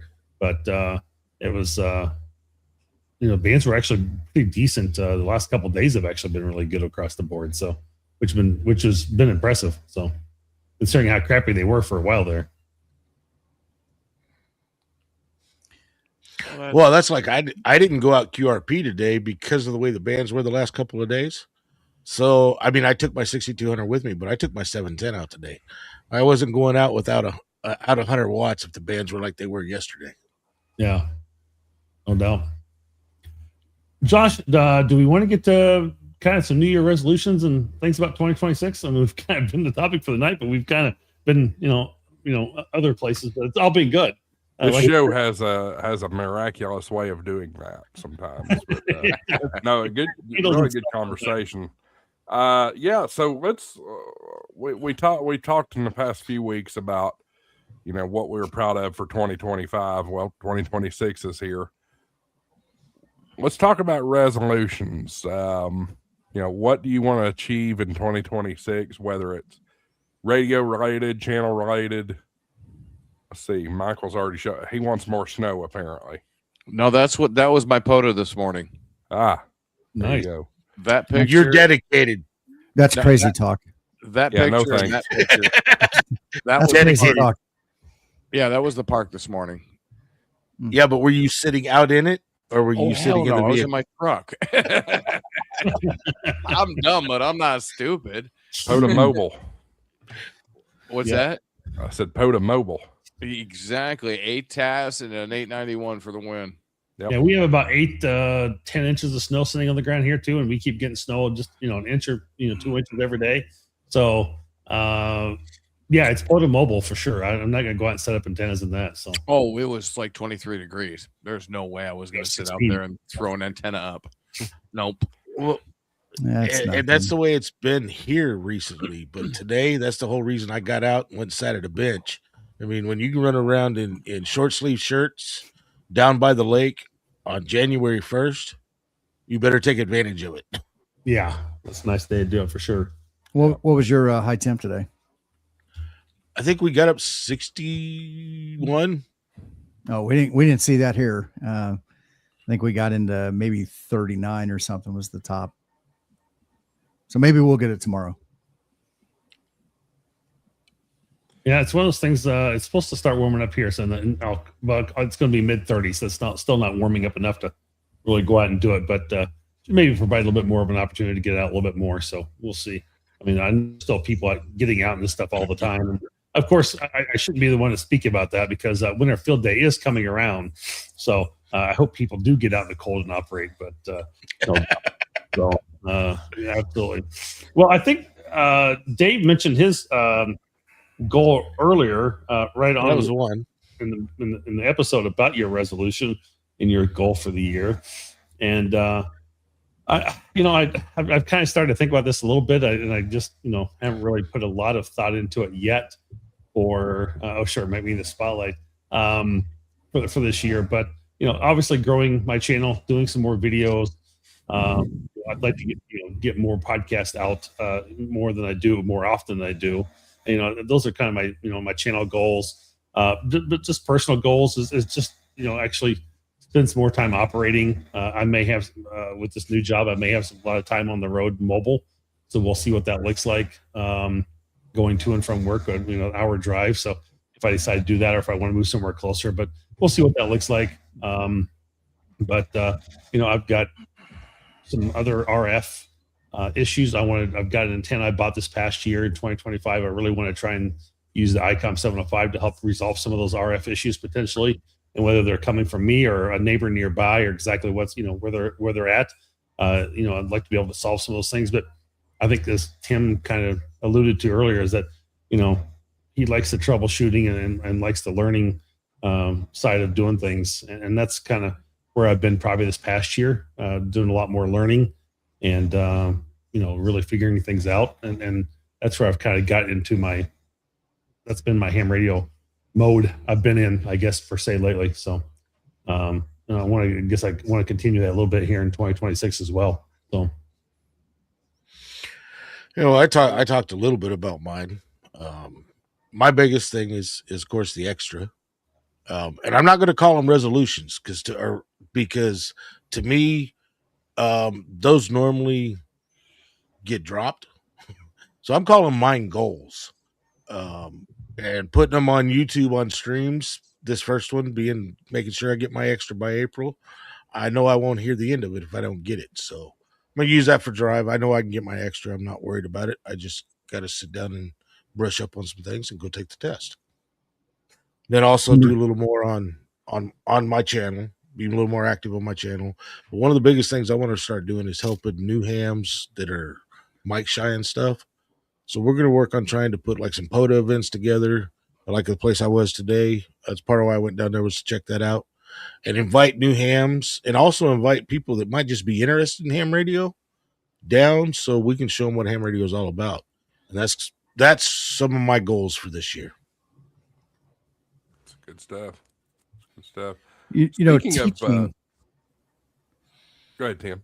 Well, I was going to say, David, that's great. Teaching other people makes you a better operator yourself, makes you a better ham radio operator, engineer, because you have to you're reinforcing in your own mind everything that you're teaching to somebody else. You're reinforcing that, and it just makes you better. Oh, exactly. Well, that's like earlier there was a comment made about nobody wants to help other hams because they don't want people to know what they really don't know. That's not true. I've been doing this for 32 years, and I'm learning every day. Still, if you're not learning this hobby, you might as well give it up. You might not be building anything or doing all that stuff, but you're going to learn something regularly. And I not only learn from the older guys, I learn stuff from the younger guys. Well, it took me this long to figure out that little Toads device was what I was looking for my 7000 so I could do FT8 on it. It didn't click until like 2 days ago. I was like, oh, duh. So yeah, I'm At learning. first glance, I thought you had a bottle of Johnny Walker there, Dave. He did. No, it's water Big tonight. long bottle. Water. I drank a couple beers. It's water tonight because I gotta go back to work tomorrow. I was drinking my Kentucky bourbon last night. I finished my 3-year-old bottle of scotch last night. There wasn't much left in it, but that much. But and I talked about how back in the day we used to do that. Well, I'm getting older, so I don't do that. Stay up till 5 o'clock in the morning, drinking all night, get an hour nap, and get up and go to work anymore. Ooh. Nope. That was Michael, me 30 years ago. Oof. Michael, we were talking earlier. I set that challenge up for you guys last week, or a couple of weeks ago. The challenge for who's going to get the extra first. Oh, it's going to be me. Well, you told us you were going to do it. Are you testing tomorrow? No. Are you testing tomorrow? No, but I plan to be, because see, I don't have to worry about trying to hurry up and get somebody set up on remote. Yeah. One of the clubs I belong to, all I gotta do is make a phone call, and all 3 VEs will be set up and ready for me to go. They're all pushing me to get my extra, and they do it on computer anyway, so it don't matter. That way I don't have to worry about showing everything in my room for the online stuff. I just don't want or having to have 3 cameras running. Okay? Here's old ham, stupid ham. How do I make sure I can keep my call? Because I don't want them giving me a new. Don't elect for a new call. You don't elect for them to change it. All you're doing is upgrading. You're not getting them. Okay. Well, so there is at least when I took the test 10 plus years ago, there's a checkbox, and I can't remember. It's either I want a new call or I want to maintain my call. It's one of the two. Make sure you read it. Okay. It's a checkbox it's a checkbox because I've been studying quite a bit, and I remember exactly. It's a checkbox saying you do not want them to issue a new call, because When I got my general, I didn't want my call to change either. I've been using my call for so long. I don't want to try to remember a new call. Exactly. No, Yeah, great American ego there. Yeah, great American Eagle. Yeah, thanks, Tim. He comes out every time. I was thinking of another one, but you know, This is the 605. It's kind of like a 4473. You beat me to it, Dave. Josh, I was going to pull it up myself. That's exactly what I was pulling up. I'm dizzy. Slow down. Change my call sign or change my station call sign systematically. You have to, that box has to be checked, and you have to. Yeah, I'm not initial doing it. that. Okay. That has changed a little bit since. That was a different form than the one. This is. I'm pretty sure it told me not to when I. This is the NCVEC, so it could be different on the ARRL form or the W5Y form. Yeah, see, I took W5IY. I think I did mine through Laurel, but the form I think was the FCC form. It was the form that you walked in. I mean, I sat down. This is back in prehistoric days when you actually had to go and sit down. Yeah, at a room. Prehistoric days. Hey, wait a minute now, Tim. So what is that saying about me when I took mine? When you had to go to a single location, and there was 150 plus people there to there test was like that 5 day. when I took my test. So I had to go to Chicago to take. So back then it was the 3rd class radio telephone operator's license, but that's what you needed to be a board engineer on a radio station back then. But no, I mean, I did mine at the Boy Scout Center. Just went in, but I mean, it was a room full of people taking tests. You don't even have to have any kind of license to be a board op or board engineer these days. No. Just only if you're like a chief engineer or something like that. Yeah, and I think I don't think it's the same license anymore now. I don't think so either. Because it was a 3rd class for a board op, 1st class to be an engineer. If you're going to do any kind of setting changes, power readings, things like that, I think you had to have a 1st class license. Yeah, I was master control operator for WBIR TV, and I had no licenses like that. Same with radio side of things. Michael, tell us what do you got planned for this year? What's your goal? Well, I already started today. Got a new video out. It's not it's a new video for y'all, but that's one I did in the summer. It's one I been kept promising that I would get out. I've got another one that probably get out in a day or two, and get out in Potamore. I got out today. I just told the wife, I said, "Hey, I'm going down to Fall River." She said, "Okay, be careful, please," and gave her a kiss. So I'm going to stop at the store and head down there. I said I should be back in about 2 hours at the most. I was home exactly in 2 hours, so she was happy. The Packy? The Packy? No, the Cumberland Farms. Oh, you didn't stop at the Packy? No, I had to. I heard that term the other day. I'd never heard that before. Yeah, the Packy is the package store where they because as you can tell by my accent, I am not from New England. So I had to learn the lingo a long time ago when I was growing up in upstate New York. But the Packy is the package store, which is i.e. the place where you can buy beer and alcohol. We don't have state stores here. At least in Massachusetts, we don't have a state store.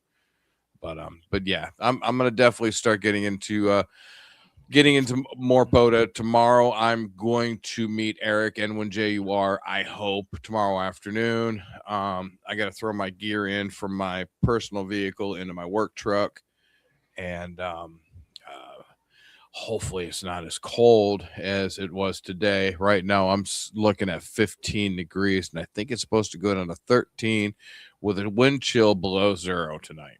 So it's a tad bit nipply outside. No thanks. But yeah, that's my goals. You know, had a lot of issues. They ended this year, and yeah, I'm a happy guy. I had a 3.5 year court case that I was trying to worked it out, got dismissed, and I'm all happy. So we're gonna POTA on, and we're gonna not be so depressed and crumpled up, and you know, we're gonna go out there and have some more fun. And somebody said, where is it at? Somebody was calling out Dave. Where is it? It was Elder Ham. Douglas. And yeah, it's possibly that I am the oldest on the stream. I'm 51. I don't know about the elder Elmer. I don't know how old Tim is. He just has that glorious beard, and so do you. I think Tim's the beard came quite a while ago. Same here. 30 and holding. What's that? Okay, I'm 31 and holding, so I'll claim to be the elder Tim. So I'll be 55 this year. I'll embrace the age of elder statesman. So yes, I guess I am the oldest on stream, Douglas. I'll be 58 on January 14th. Old fart. I was kind of surprised to learn last night on Jason's stream that I was the youngest of that bunch. Oh, really? Yeah. All you got to do is get Andy on the stream, knowing nobody's going to be the youngest. No. Yeah, right. No. Awesome. Good deal. But speaking of Andy, that's one thing. I mean, we got to listen from a point of view from somebody, because Andy's only been a ham for a few years. Right. I was actually his first contact on VHF. Yeah. We got to hear from the aspect of the younger generation, and you could hear it in his voice how he's talking about the gatekeepers. Right. And I think Tim Josh and I had this conversation the other night. It's the newer technologies are bringing out the younger hams. We were talking about boat anchors and stuff like that. That kind of scared me when I first became a ham. It was 1992. And we had some halfway decent HF rigs, but the majority of them were what we call today boat anchors, Collins gear, Drake gear. I mean, the list goes on and on. I had an NC155 receiver was one of my first receivers. I had a Collins 75S-1 that my dad bought me when I became a ham, that we had to go and learn how to tune it and get replaced tubes and everything into it. I had a Seneca, Heathkit Seneca 6-2 transmitter. I had boat anchors, but some of those old ones, if you set them in front of some of these new hams, especially the ones where you had your transmitter and you had your receiver, and you had to tune them separately, they would just go, I'm not going to do it. Yeah. I would want to try to show them how to do it because I enjoyed learning how to work that equipment. Right. I think the best entry level HF rig, this is my opinion, is the 7200, the IC 7200, because it's a really keep it simple, stupid radio. It's not buried in menus. It's not you don't get confused by operating it. It's the perfect entry level radio HF. What, you don't think an 891's a good entry level radio? No, absolutely not. 891, no. Even a 706 Mark II G. Are you kidding me? Yeah, but the menu system of 7. I mean, there is nothing that compares, and I've got multiple Yaesus. There is nothing that compares to the 891's menu. I hate that menu system. I leave it alone. 857, 897 is just yeah, those are just as bad. The 857 is crazy, but that radio right there, the IC 7200, is not buried in memories. It is really keep it simple, stupid. You can do direct frequency input right off the front. You got a big tuning knob. You've got a volume knob. You got a squelch knob. It's all you need. It's phenomenal radio. And I wish that ICOM came out with a Mark II of that and keep it as simple as that is, but a little bit smaller, because she's not a small girl by any means. I think if you start calling that a 7200 Mark I, that would prompt ICOM to come out with a Mark II. That would also prompt I'm here and yell at us. Exactly. 7300 Mark 1. We'll say it 3 times. 7300 Mark 1. Like Those deals. In the 7300, great radio, but it's not an entry. There hasn't been an entry level HF rig until I got my fingers on a 7200. I was making contacts around the world from Arizona, and I love that stupid radio. And you know what? I traded it up because I went further, but it's an entry level radio without a doubt. I agree with like Potent Power and some of the others there. Chris and WAOX are talking about the 718, and I agree it's probably a really close second, or it's one of the better radios. Probably start off with really simplistic. For me, I could see that. Don't agree with at least publicly with Vaughn. You'll make his head swell, and then Julie's going to have to deal with that. Yeah, right. He'll be strutting around the house like, "Look at me, I'm." And the then Julie's 718 is a great radio, but it looks too plasticky for me. I'm sorry. The Yaesu FT 1200 was a very basic down radio either, but I think today, more modern, I think you could say the 710 is probably pretty basic too. So yeah, it is, but there's still menus and bells and whistles to get into, and for some people who have no clue, it scares them. They're like, oh, I've got to do this. Oh, I really don't want to mess up the radio. What happens if I mess up the radio? What happens if I mess something up? No. The 7200, you plug it in, you put the microphone on, you put a tuner on it, and you put an antenna onto it and rock and roll. That's it. Well, okay, you mentioned tuner, and that made me. Yeah, it doesn't have a built-in tuner. Does the 718 have a built-in tuner? I don't think so. I don't think so. I think that's Boatacres did they? Well, the 7200 or the 718 doesn't have a built-in sound card. Of course, they can get a digi-rig. 7200 does. Exactly. The 7200 already has a built-in sound card. Yep. And I think that was the first one. I think they've had 3 updates to the firmware since it came out. Don't quote me on that, but I'm going to guess. Interesting. But yeah, it does have a built-in codecs into it, so that's awesome. Well, Tim, we ain't got to you yet. What's your plans, goals for 26? Triggering people. I mean, you're good at that. But. Well, not intentionally, no. I more content. I'm looking down the road.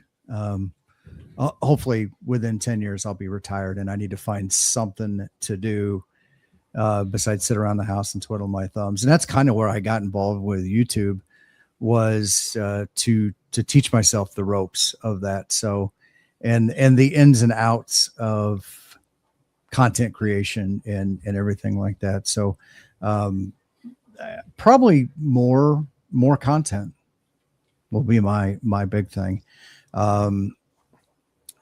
Morse code has been the bane of my existence since 1987, and I have tried. I have a sizable hearing loss now, which makes it hard, and that's what I've been struggling with for the last couple of years. But a lot of it is also holding myself accountable to just sit down and do it. And so I've got some tools to get around that, hearing aids, and also some different modalities of being able to interpret the dits and the das. So that's got to be my goal. And there's several others that have committed to learning CW this year too. So hopefully we can create an accountability group to do that. That'd be good. That's my next thing after my extra is to get back to CW. Well, and you were talking about content creation earlier, Dave. When you get your new toy, that's going to give you some inspiration too, that you were telling me that you got. Oh, yeah. You hit the buy button on. Wait till you go to a ham fest with that thing. Yeah, I can see it. I left everybody in the dark. Dave got. I'm pretty sure. I'm going to guess. What? Go. Wait. Let's let Tim guess. He knows what it is. I'll guarantee it. An Osmo Pocket. Yep. Yep. Ding, ding, ding. I figured when Josh, because I've heard Josh describe it that way several times. Yep. Well, I've got the Action 4, and I love the clarity and everything of those cameras. I just wanted something. I was holding out because the 4 is supposed to be coming out, but with everything our wonderful federal government's doing with DJI, I think we're gonna have a hard time. Yeah, but seeing. that's the drones, not the camera. Oh no! No? They can anything by DJI that has radio waves. Yep. Can be included in it. So yes, they could include the cameras. And these Osmos, they have Bluetooth capability. So that's the hang up. So I figured the 3 seems to be a great camera. Bluetooth, is licensed. Not but frequency licensed. It might be technology licensed by it. Right. And they still have to get approval of that stuff through the different agencies before they send it in the country. I'm gonna be honest with y'all. Anything that's China built, and usually y'all smack on China all day long, but I want with DJI. I love DJI products. Anything that's China built right now, I would not count on it passing through the FCC for a while. Probably not. I'll tell you what. Everybody talks about the GoPro. GoPro still has not figured out their heating problem. And I used to have a GoPro. They still have not figured it out. DJI, with their action camera, they figured out the heating problem. I can run this thing for 2 hours straight and not have a problem with it. Ham Radio with KE0MAD says, I have a DJI drone for sale for $100,000. That's what's going to happen is there's going to be a black market of DJI drones, and you're going to get the premium out of them. What you got there, Tim? So that's a DJI Nano.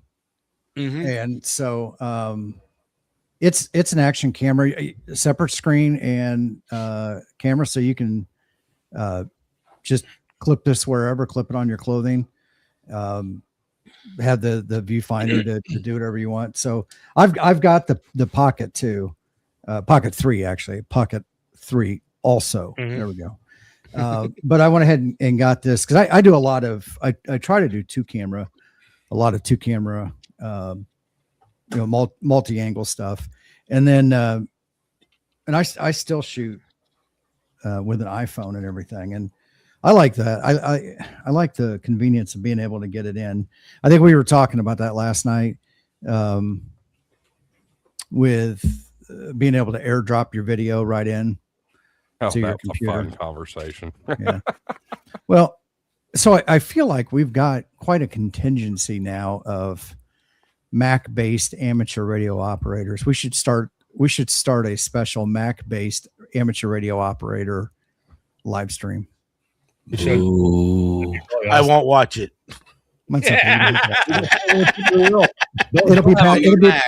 It'll be past your bedtime anyways, Dave. Yeah, okay, Tim. It's only past my bedtime because I'm getting up at 4:00 in the morning. Hey, speaking of Dave, we have a dealer Dave in the house now. Hey. Yeah. You're already home. No. Yep. He went to all you eat sushi buffet tonight, man.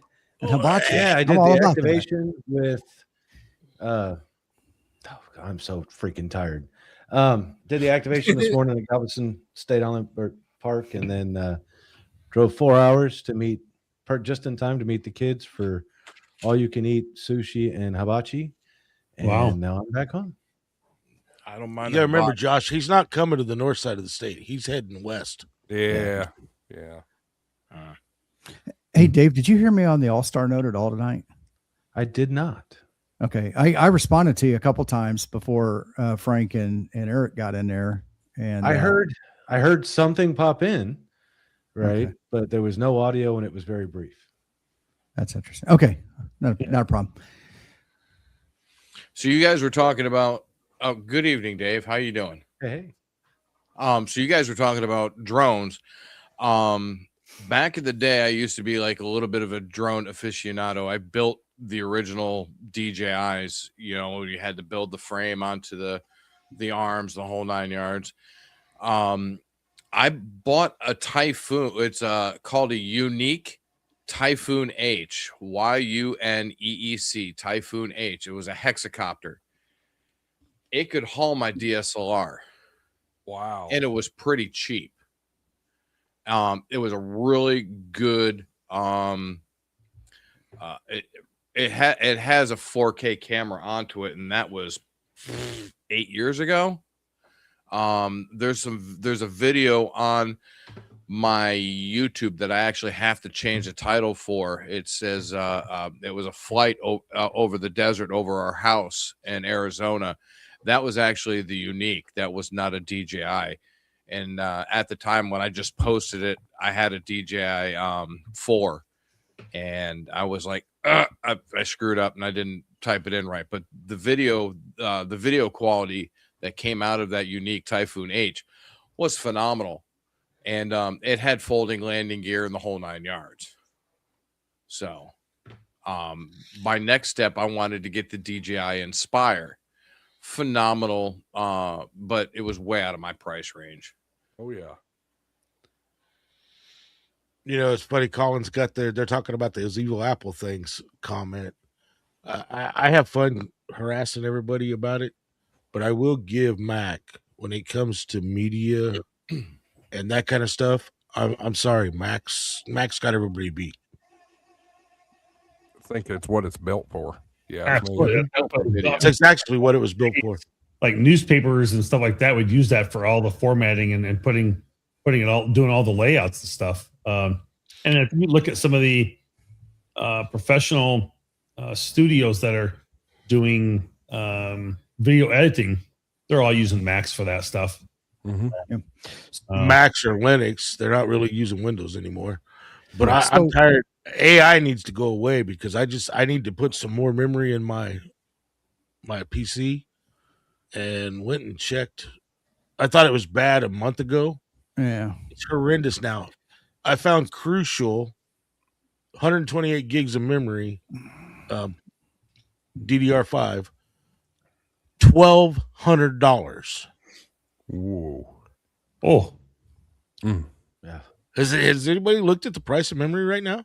No. And you can thank AI for it. Sure. They have bought the entire supply of chips for 2026.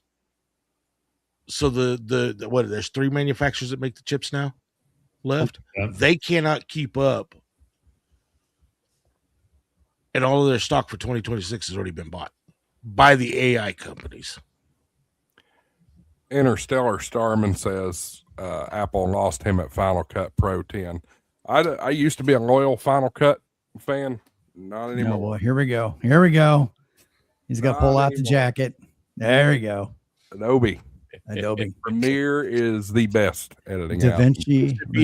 Huge. So, a lot of exactly garbage. A lot of people don't maybe know the full history. Mac was a RISC-based operating system. Windows, Intel-based. So RISC, they have a inherent amount of code that's built into the processor.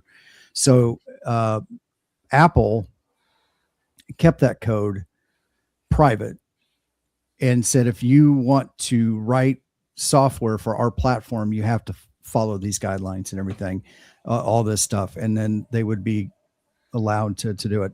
Windows took the other approach, the open source kind of approach, and just said it's a free for all.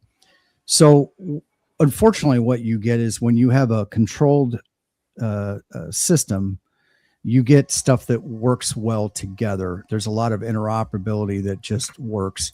Where Windows, anybody that has a computer can write a program, and you can get everything from one end of the gamut of well-written applications to the other side of it's just complete crap. And it's the wild, wild west, and you roll your own and you get your own experience. So for the many years in the IT field, I have made a very good living off of the Microsoft platform. I am all Mac now just because I don't want to mess with it. Mm-hmm. I don't want the headache. I have all that headache at work. I don't need that. I just want to come in here and turn the thing on and do what I got to do. And that's why I have switched to, I'm 100% Mac now. Yeah. Matter of fact, I've got guys going, hey, what kind of Windows apps do we have for this 7300 Mark II? I'm like, I don't know. Oh, I'm gonna have to get a Windows computer to do that. That's the thing with it too. When it comes to most of my ham software is Windows stuff. If they start right, and that's why I'm seeing a lot of things where they're starting to write for Linux. Once I start seeing some of that stuff moving to Linux, I'll be moving off of Windows and going to Linux. So, like with Mac, I mean, you've got things like Radio Mail to do WinLink with. You've got Pat Menu, which I still haven't quite figured out. There's something in my using basically the coding or like terminal doing the scripting. There's something in there I'm still missing to get Pat Menu to work. Have you tried that at all, Tim? No, I haven't. You haven't gotten that far into it? Nope, haven't gotten that far into it yet. So, but there's a lot of programs out there. There's actually called Mac Ham Radio. It's a website, machamradio.com, and you can go in and get stuff for APRS. And I mean, they give you the updates for all the different logging programs and SDR controls that that Marcus writes, all the updates. And there's a lot of different programs out there for ham radio that you can use that are pretty decent on that website. And I'm just trying to think if there's anything in there that I'm thinking of off the top of my head that I don't have. But I mean, I got a program called Rotor. It's made by the, oh my gosh, what is that software? It's a logging software on the Mac. I don't like using it a lot, but the same guy wrote it for the rotor control, and it works out well. It's a beautiful program for doing rotor control from a Mac. And it's the same software that KMRD uses for logging all the time. And I'm Rumlog. Rumlog, thank you. Yeah. The same guy that wrote this rotor control. But it's Ham Radio Deluxe. There's an SSTV program, by Black Cat Systems. I mean, there's lots of programs out there you can use. You don't have to use Windows. So I mean, people want to make that conversion or that change. It's really pretty simple. I mean, you may not have everything. You may not get certain programs you want, Slice Master or something like that, or some of your actually RT Systems for doing radio programming. Most of their radios are doing Apple and Windows now, so you can actually program your radios through Apple. So it's not. That's not all of those software make up half the software I've got. And my phone, I'm not going to change to Apple. I've got a little bit of a problem with Apple when it came to their phones. When I used to build mobile apps, I was going to build mobile apps, and I wasn't going to make money off my mobile apps. Apple, whether you're making money or not, you have to pay them to put that on their platform. You have to with Google also. No, you do not. No, you do not. They've changed it now. They didn't change it now. Yeah. Yeah. Okay. I haven't been making mobile apps for probably about 9 years now. And my have to, as long as it was free.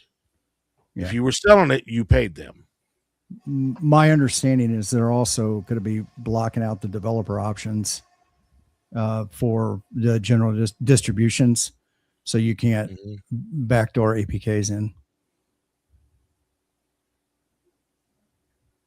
Well, we're coming up on 2 hours in. Boy, where'd these 2 hours go? Yeah, no joke. Did we trigger anybody? That's what I really want to know.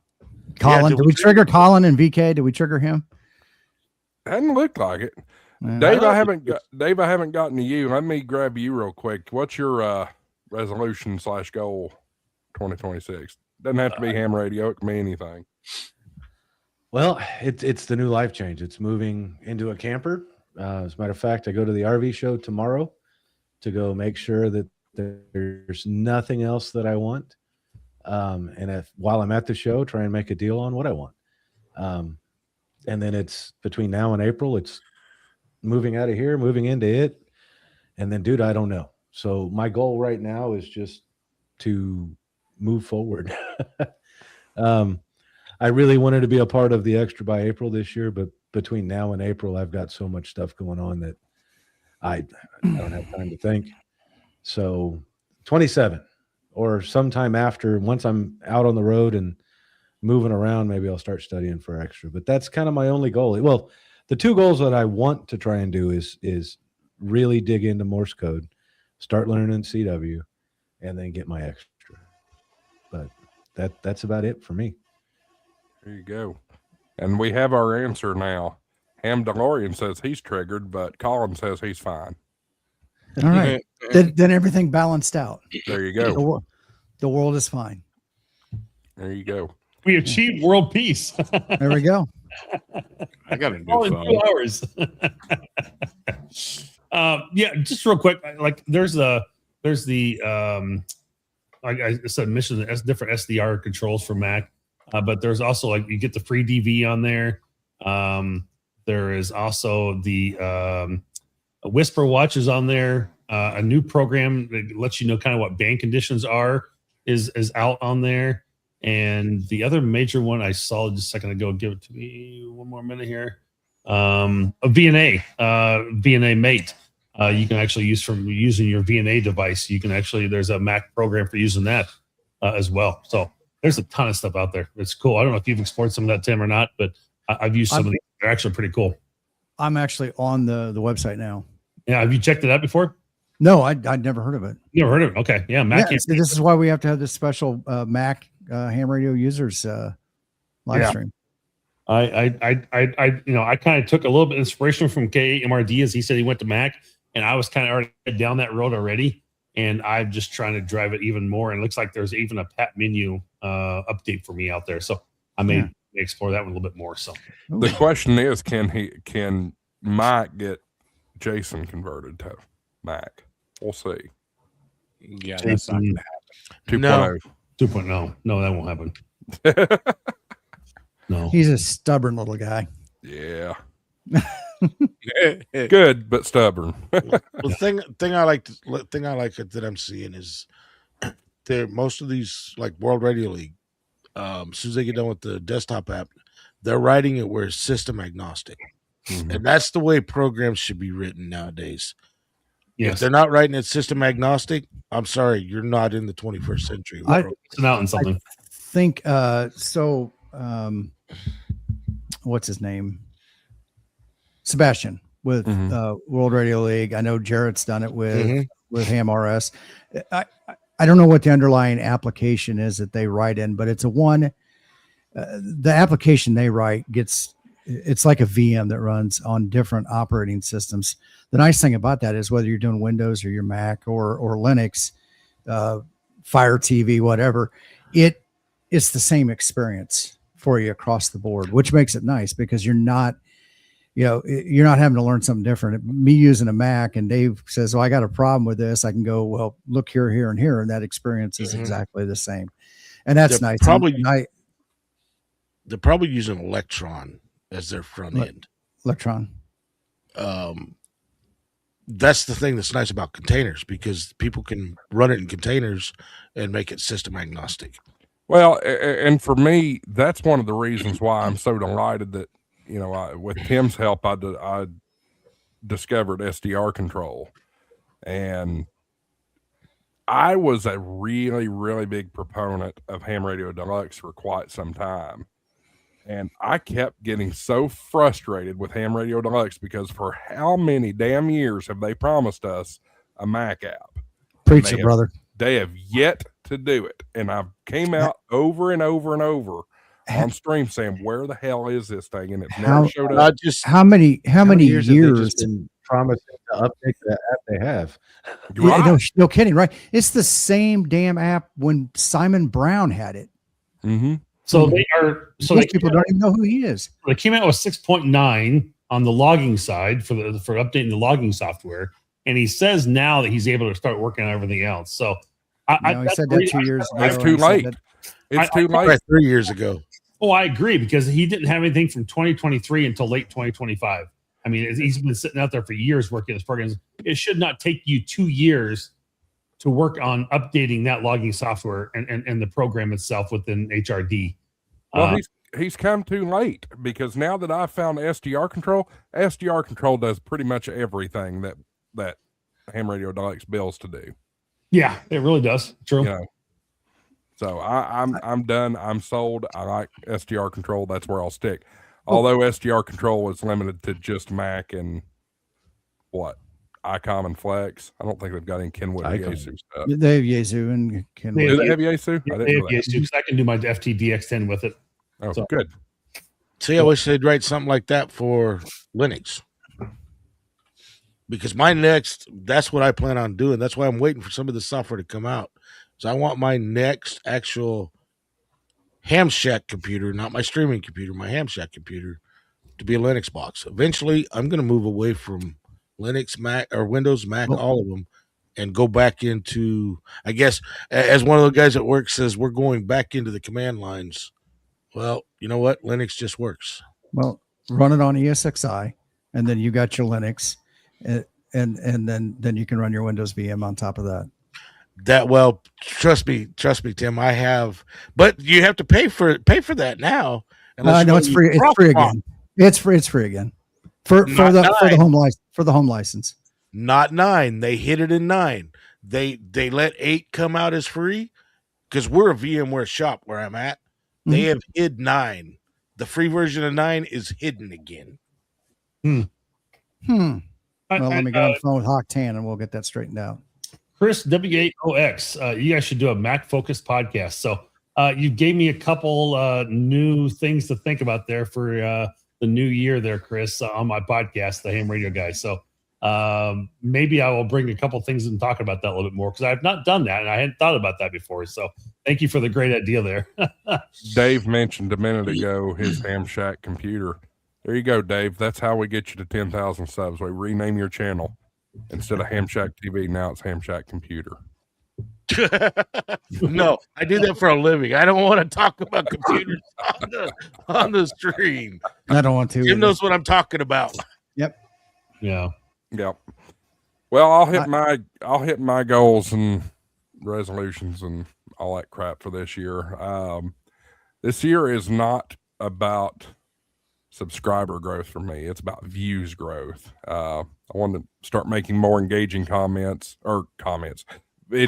drive more comments, that kind of stuff. What I've found in my research and building over the past year is that YouTube really doesn't care about subscriber count. They care about your view count. So that's what I'm going to be working on, trying to get more engaging content elsewhere and otherwise. Got the HamShack TV HamFest tour coming up, fueled by Ham Radio Prep and World Radio League. Orlando, Dayton, and Huntsville. This will be the first foray with the camper. So resolving to make those trips safe. I'm not used to pulling a trailer, period. Oh yeah. So Hey, Josh, can I make a recommendation for you real fast? Sway bars. Throw the damn thing on the back of your truck and just drive around with it. Yep. So there's Honest one. to God, I've done that. just There's put one it other, on and drive so you can get used to it. there's one other thing. I'm not that More worried about pulling it. It's backing it. That's what I'm most afraid of. And what I've been doing as kind of instead of going and hooking it up, pulling it somewhere to practice backing with it.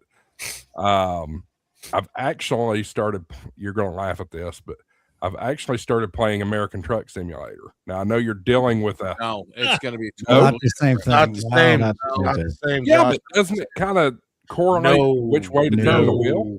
The shorter What's the up? trailer you have, the faster it's going to swing. Yeah, And that's those a very short long trailer. those long trailers take a long time to swing, so you have to plan everything out. But on the converse side, the shorter the trailer, the shorter the trailer and the shorter the wheelbase to hitch ratio is going to be. Just get yourself some cones, find a mall parking lot, put yourself some cones out, and just practice driving it and parking it. Honest to God, it will help you in the long run. Practice. Yep. Practice sliding in between the cones. Like if you're going to pull into someplace, practice backing into it. Practice going around them. Find out where your jackknife point is, because if you don't, you're going to hurt your truck or you're going to hurt your trailer. So Yep. just I will practice. I will say, Josh, even with the practice, any time that you can do a pull through with your trailer instead of backing, do it that way. Oh yeah. 100%. Yeah, the shorter the trailer and the shorter that between the hitch and your truck, you can start to turn those things pretty quick. So that's why I always prefer one is dual axle trailers, and then I think usually I try and stick with 16 foot or longer just because those short. I mean, how I learned to back. You guys are gonna laugh at this. I had one of the 4-wheeled wagons that you put hay on out in the farmers, and then it had the front wheels that also worked. You had a long pipe that was the hitch, and those front wheels pivoted. Yep. They moved. Mhm. And I had a tractor with the with the dual brake control, and you could steer. Push the right pedal and turn left or turn right with the right one.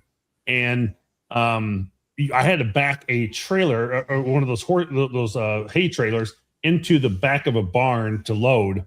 And you have the hitch on that trailer with those steering wheels on the trailer, and that tractor that had the dual brakes. And I had to make sure. Well, I was thinking if I had them locked, because there's like a little flip over thing that would lock those brakes together, so they're together, or you could have them separate. I don't remember which one I had, but that was one of the hardest things I ever done. Once I did that, I never had a problem backing again, because that was the hardest thing I'd ever done to back a trailer. But that was a learning curve for me, and to figure out where things were. And then I drove a commercial coach for a short time, and I didn't have to ever drive it far, but trying to drive a coach bus and knowing where its center point is and where it turns, where its center point is going around a curve or around a corner, that's very interesting to find out where that sits as well. So, hey Marvin, I got you beat on the coach. I had a 40-foot school bus with a trailer hitch on the back of it with a 18-foot enclosed twin-axle trailer. You want to talk about learning how to back something up? Yeah. Josh, you got a single axle or a dual axle? It's a single axle 18-foot. Okay. That's awesome, Colin. That's exactly right. That's I was working on the farm as a kid.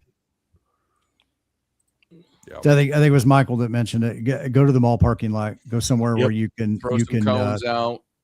Learn your mirrors. Learn your spaces, your visual spaces, everything, and understand everything is reversed. You'll become a pro in like a week if you just go out and do it. When you go out to the store, put the trailer on. If you're going to the Packy, yeah. Learn where you can park it, because you obviously can't park in a parking spot, so you'll have to slide up along a curb someplace. Just different methodologies for doing it. You'll learn it, and it'll be rote in your mind. So, Josh, just practice with it. When you go to a store or you pull in your driveway, do you back in or pull in?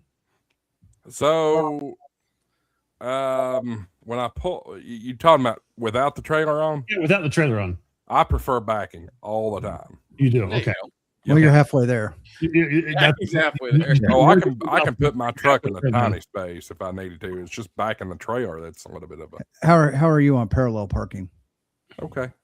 I can handle it. So everything is going to be reversed. Left is right, right is left when you've got a trailer. So and it's just taking it slow, taking it easy, planning it out in your head, and knowing where you want to put that thing when you're done. Yep. You will get frustrated. Right. You will scream at yourself. So I'll tell you a story. When I had Jason, my local Jason here, he did all the refurbishment work on the camper. I took it over to his house, which is a couple miles away, and it took me. I was out in front of his house for probably 30 minutes trying to back the damn thing in his driveway, and I could not get it in his driveway for nothing. Finally, he said, "Move," and I got out of my driver's seat and he backed it in there. So yeah, you get frustrated for sure. Mm-hmm. Yep. Well, so what you need to do is get your leg strap trick, especially with the. Huh? Go ahead. Oh, I was gonna say while you're at it, leg strap with your CW key so you can practice your Morse code as you're backing up. That sounds like a great idea. Yeah. No, that's a great idea. Yeah, that's just what he needs. trick my dad taught me was, especially in the beginning when you're first learning to back a trailer, don't have your hand on the top of the steering wheel, put it on the bottom of the steering wheel. Because then if you decide I'm going to go left and you go left on the bottom of the steering wheel, it's actually going right, but it'll steer the trailer. You can steer the trailer with the bottom of the steering wheel. And it will go where you want it on the bottom of okay, I need it to go left, and turn that steering wheel at the bottom of it to the left. Your truck's actually going to go right, but it'll steer the trailer left. So try that. And that'll get you in the habit of understanding which direction the steering wheel needs to go and what you want it to do. And then you can go back to holding the steering wheel normally once you get a handle of it. But yeah, just put your hand on the bottom of the steering wheel. Sounds like a winner. That's actually a great trick, Dave. I never heard that, but I didn't have a dad to teach me how to pull a trailer either. So, I mean, I had a dad. I just didn't have a dad to teach me how to pull a trailer. Colin says, hook the Morse key to the brake pedal while reversing. It would be funny to decode. Beep, beep, beep, beep. All right, fellas, let's wrap this thing up. I'm getting pretty tired. Do a quick around the horn. Dave, you're next to me, so I'll let you have it first. All right. Well, like I said, I went out and did that putter today, so I've got that video coming out. It was pretty interesting. So watch for that. Other than that, just going to start doing more content. I got a G106 that I need to do a video on. It's about all I've got coming up right now, and then working on my extra. You're going to get it. You're going to get it. Douglas says, ask him why tired. I have been under the weather for about 2 weeks. So, yeah, why tired? That's the answer right there. He's got the vid. It was not the vid. Try RSV. Oh, yeah. That was the vid before it was the vid. Yeah, pretty much. Yeah. Marvin, your turn. I'm going to let's go with Winter Field Day. It's coming up January 24th and 25th. Get out there, register on the site. Give us your Winter Field Day location. We'd like to know where those are at. We look forward to hearing you on the air. There's, a lot of good things out there. I thank you for all the people who are going out and buying the Winter Field Day gear this year. We have a brand new store out there and a lot of cool shirts. I wish I had actually, right here. Yeah, hopefully it'll show up on the camera. This is my wife's shirt. And I'll go ahead and admit it. You're wearing pink. That's okay. That's all right. Real men wear pink. So Pink is my favorite. I don't know if it's going to show up or not. Anyway, that is. But it's the cool logo that we got going on. Anyway, so that's really supporting us out there. We don't we make very little on those shirts, but even every little couple bucks kind of helps support us as an organization. We don't get paid to do the job, but we appreciate you being part of Winter Field Day, and we've got a lot of good objectives out there this year for you to go out and really kind of help you create your new challenge, your goal, resolution, whatever you want to call it, for 2026. Something you may have not done in the past, you may have interested in doing. So we'd love to have you out there trying that and submitting your log in World Radio League. We'll be working with them. We'll be on the live stream next Monday with them, talking about Winter Field Day and our integration with them and World Radio League as we started with last year with them. So a lot of stuff coming up, and I think a lot of the state QSO parties may start here later in the month, or maybe it's beginning of February. I can't remember which, but those are always fun too, and take part in some of them this year. So I'm hoping to do a lot more of them along the way, because I love those state QSO parties. Why they're so much fun, but they are. But the next big thing coming around the corner, and I won't be making Orlando, unfortunately, because I've got a new job started, and I probably just can't get that one. But Dayton, you'll definitely see me at, and I'm really, really hoping and praying that Huntsville will work. I can get there, so we'll see. We'll have a hell of a time up on the mountain. Hey, y'all, we got some breaking news.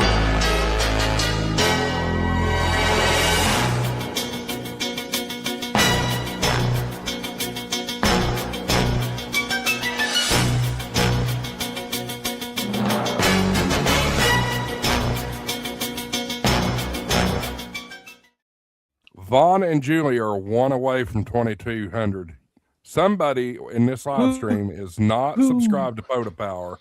Go do it and make that happen. Get them to 2,200. That was really dramatic for that, but it gave me an excuse to use What's credit. happening? You know, that's funny. But yeah, go subscribe to them. They're a great show to watch. A lot of fun, and we love Photo Power. So Absolutely. Tim, your turn. What's coming up this week? Just more videos on the IC 7300 Mark II. Maybe a little comparison between the classic Mark I and the Mark II, or some of the things. I haven't pulled anything out completely yet, so flushed it out. But we'll get some new videos, and I'm going to start doing some comparisons because I am getting a lot of people asking about Windows apps to do that remotely. The other thing that I do want to dive down to, and I haven't flushed it out completely, is the we've got people, I hear it all the time, throwing out, well, just do Tailscale or just do port forwarding without any understanding or repercussions of what that situation is with that individual.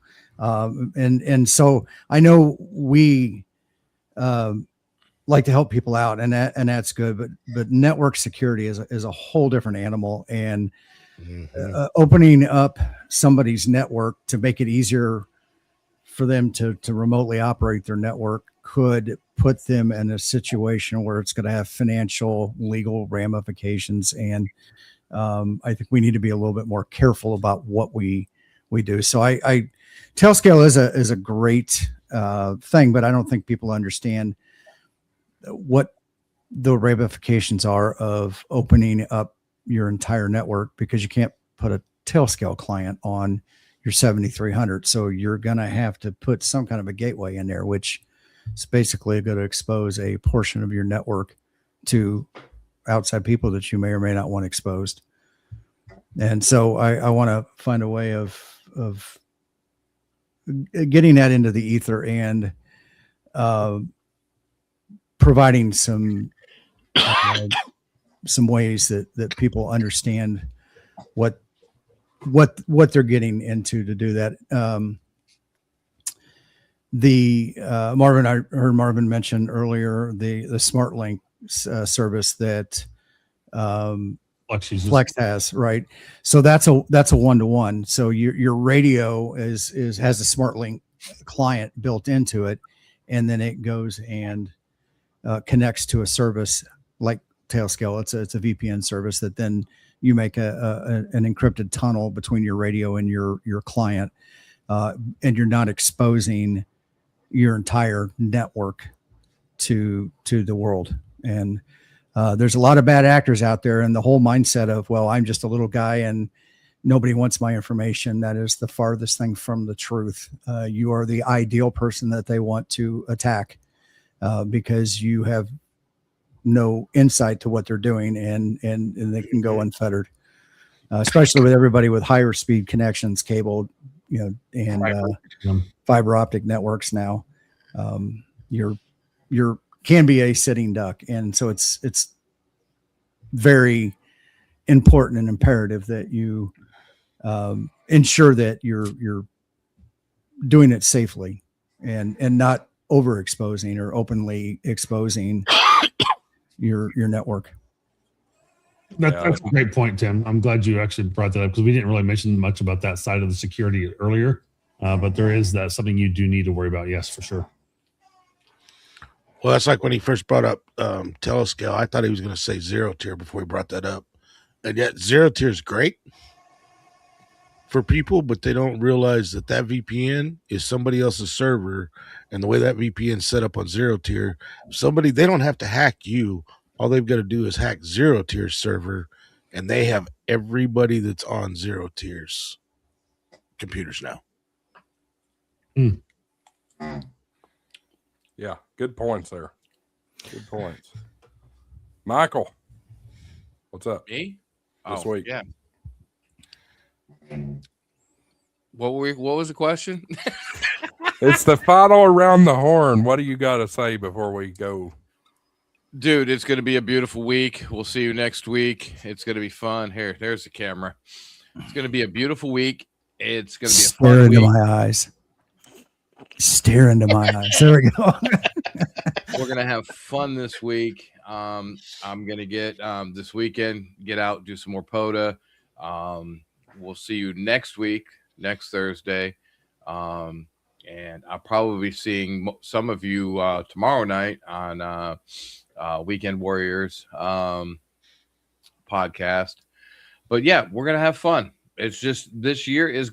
My wife said, "What are we gonna do this year?" I said, "We're gonna have fun." Yep. Her fun might not be my fun, but I said we're gonna have fun. I'm done moping around. We're gonna have fun this year. Gonna have a blast.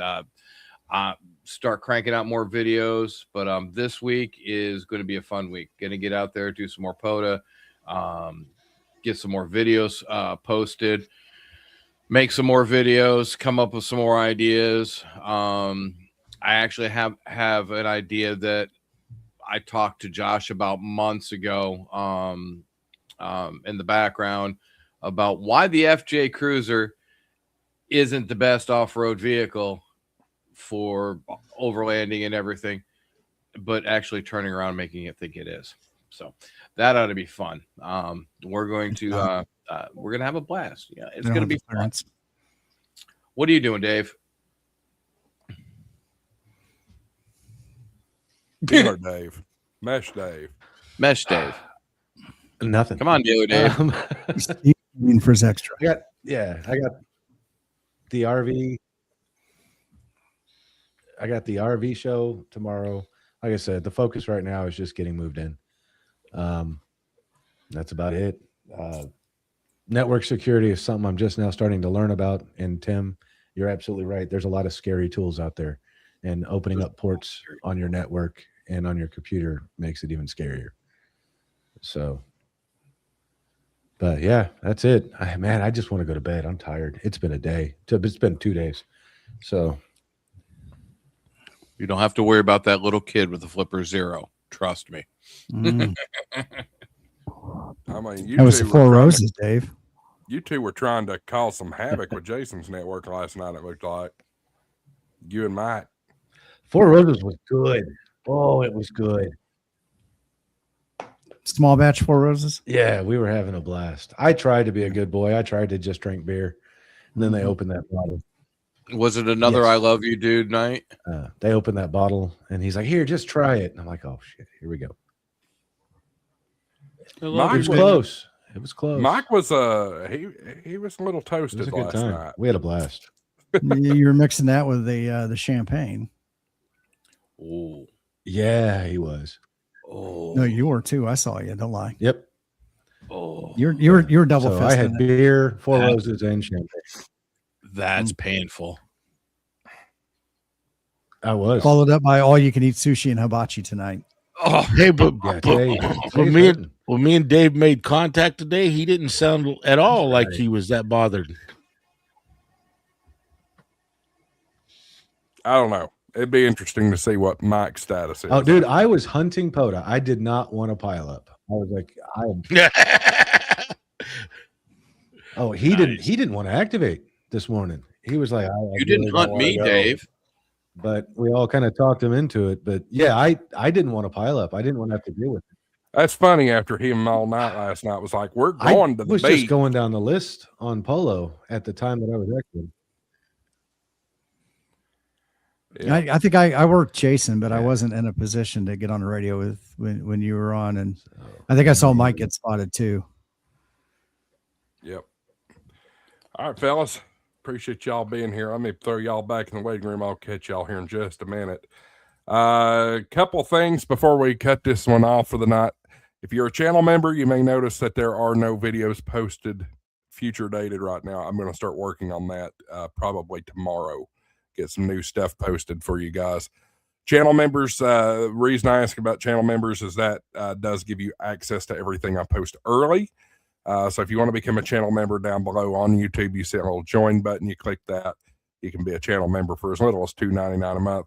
Channel donations are also available down next to the chat, little flashing icon down there.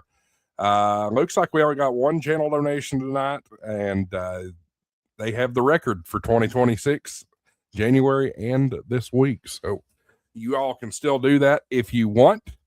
We certainly appreciate it. I do want to shout out Ham Radio Prep and World Radio League. We have completely finalized our deal for the 2026 tour. So it is official now. Appreciate them joining in on the Hamfest tour, Dayton or Orlando, Dayton, and then Huntsville. So we're looking forward to that. Appreciate their support. There's T.O. with his 5-month membership. Appreciate him. I think he is implying that I need to play a clip for that. Money isn't everything. It's the only thing. And everyone has a price for the $1 Million Man. All right, let's. And then K8KZ wants to get his clip in. So Money isn't everything. It's the only thing. And everyone has a price for the $1 Million Man. All right, let's. Appreciate everybody watching. Next week, we'll be back once again. We are now back in normal production. I don't have a topic yet for next week. So if you've got any ideas, shoot me an email, josh@a4wx.com. Email me on or get a hold of me on Discord, whatever, and we'll go from there. Appreciate everybody's support. Appreciate y'all being here. We'll see you next week. AA4WX WSCB 693. Where's the thing? I'll find it in a second. There it is. I just played the clip twice, so I'm not going to do it again. Appreciate y'all. We'll see you next week.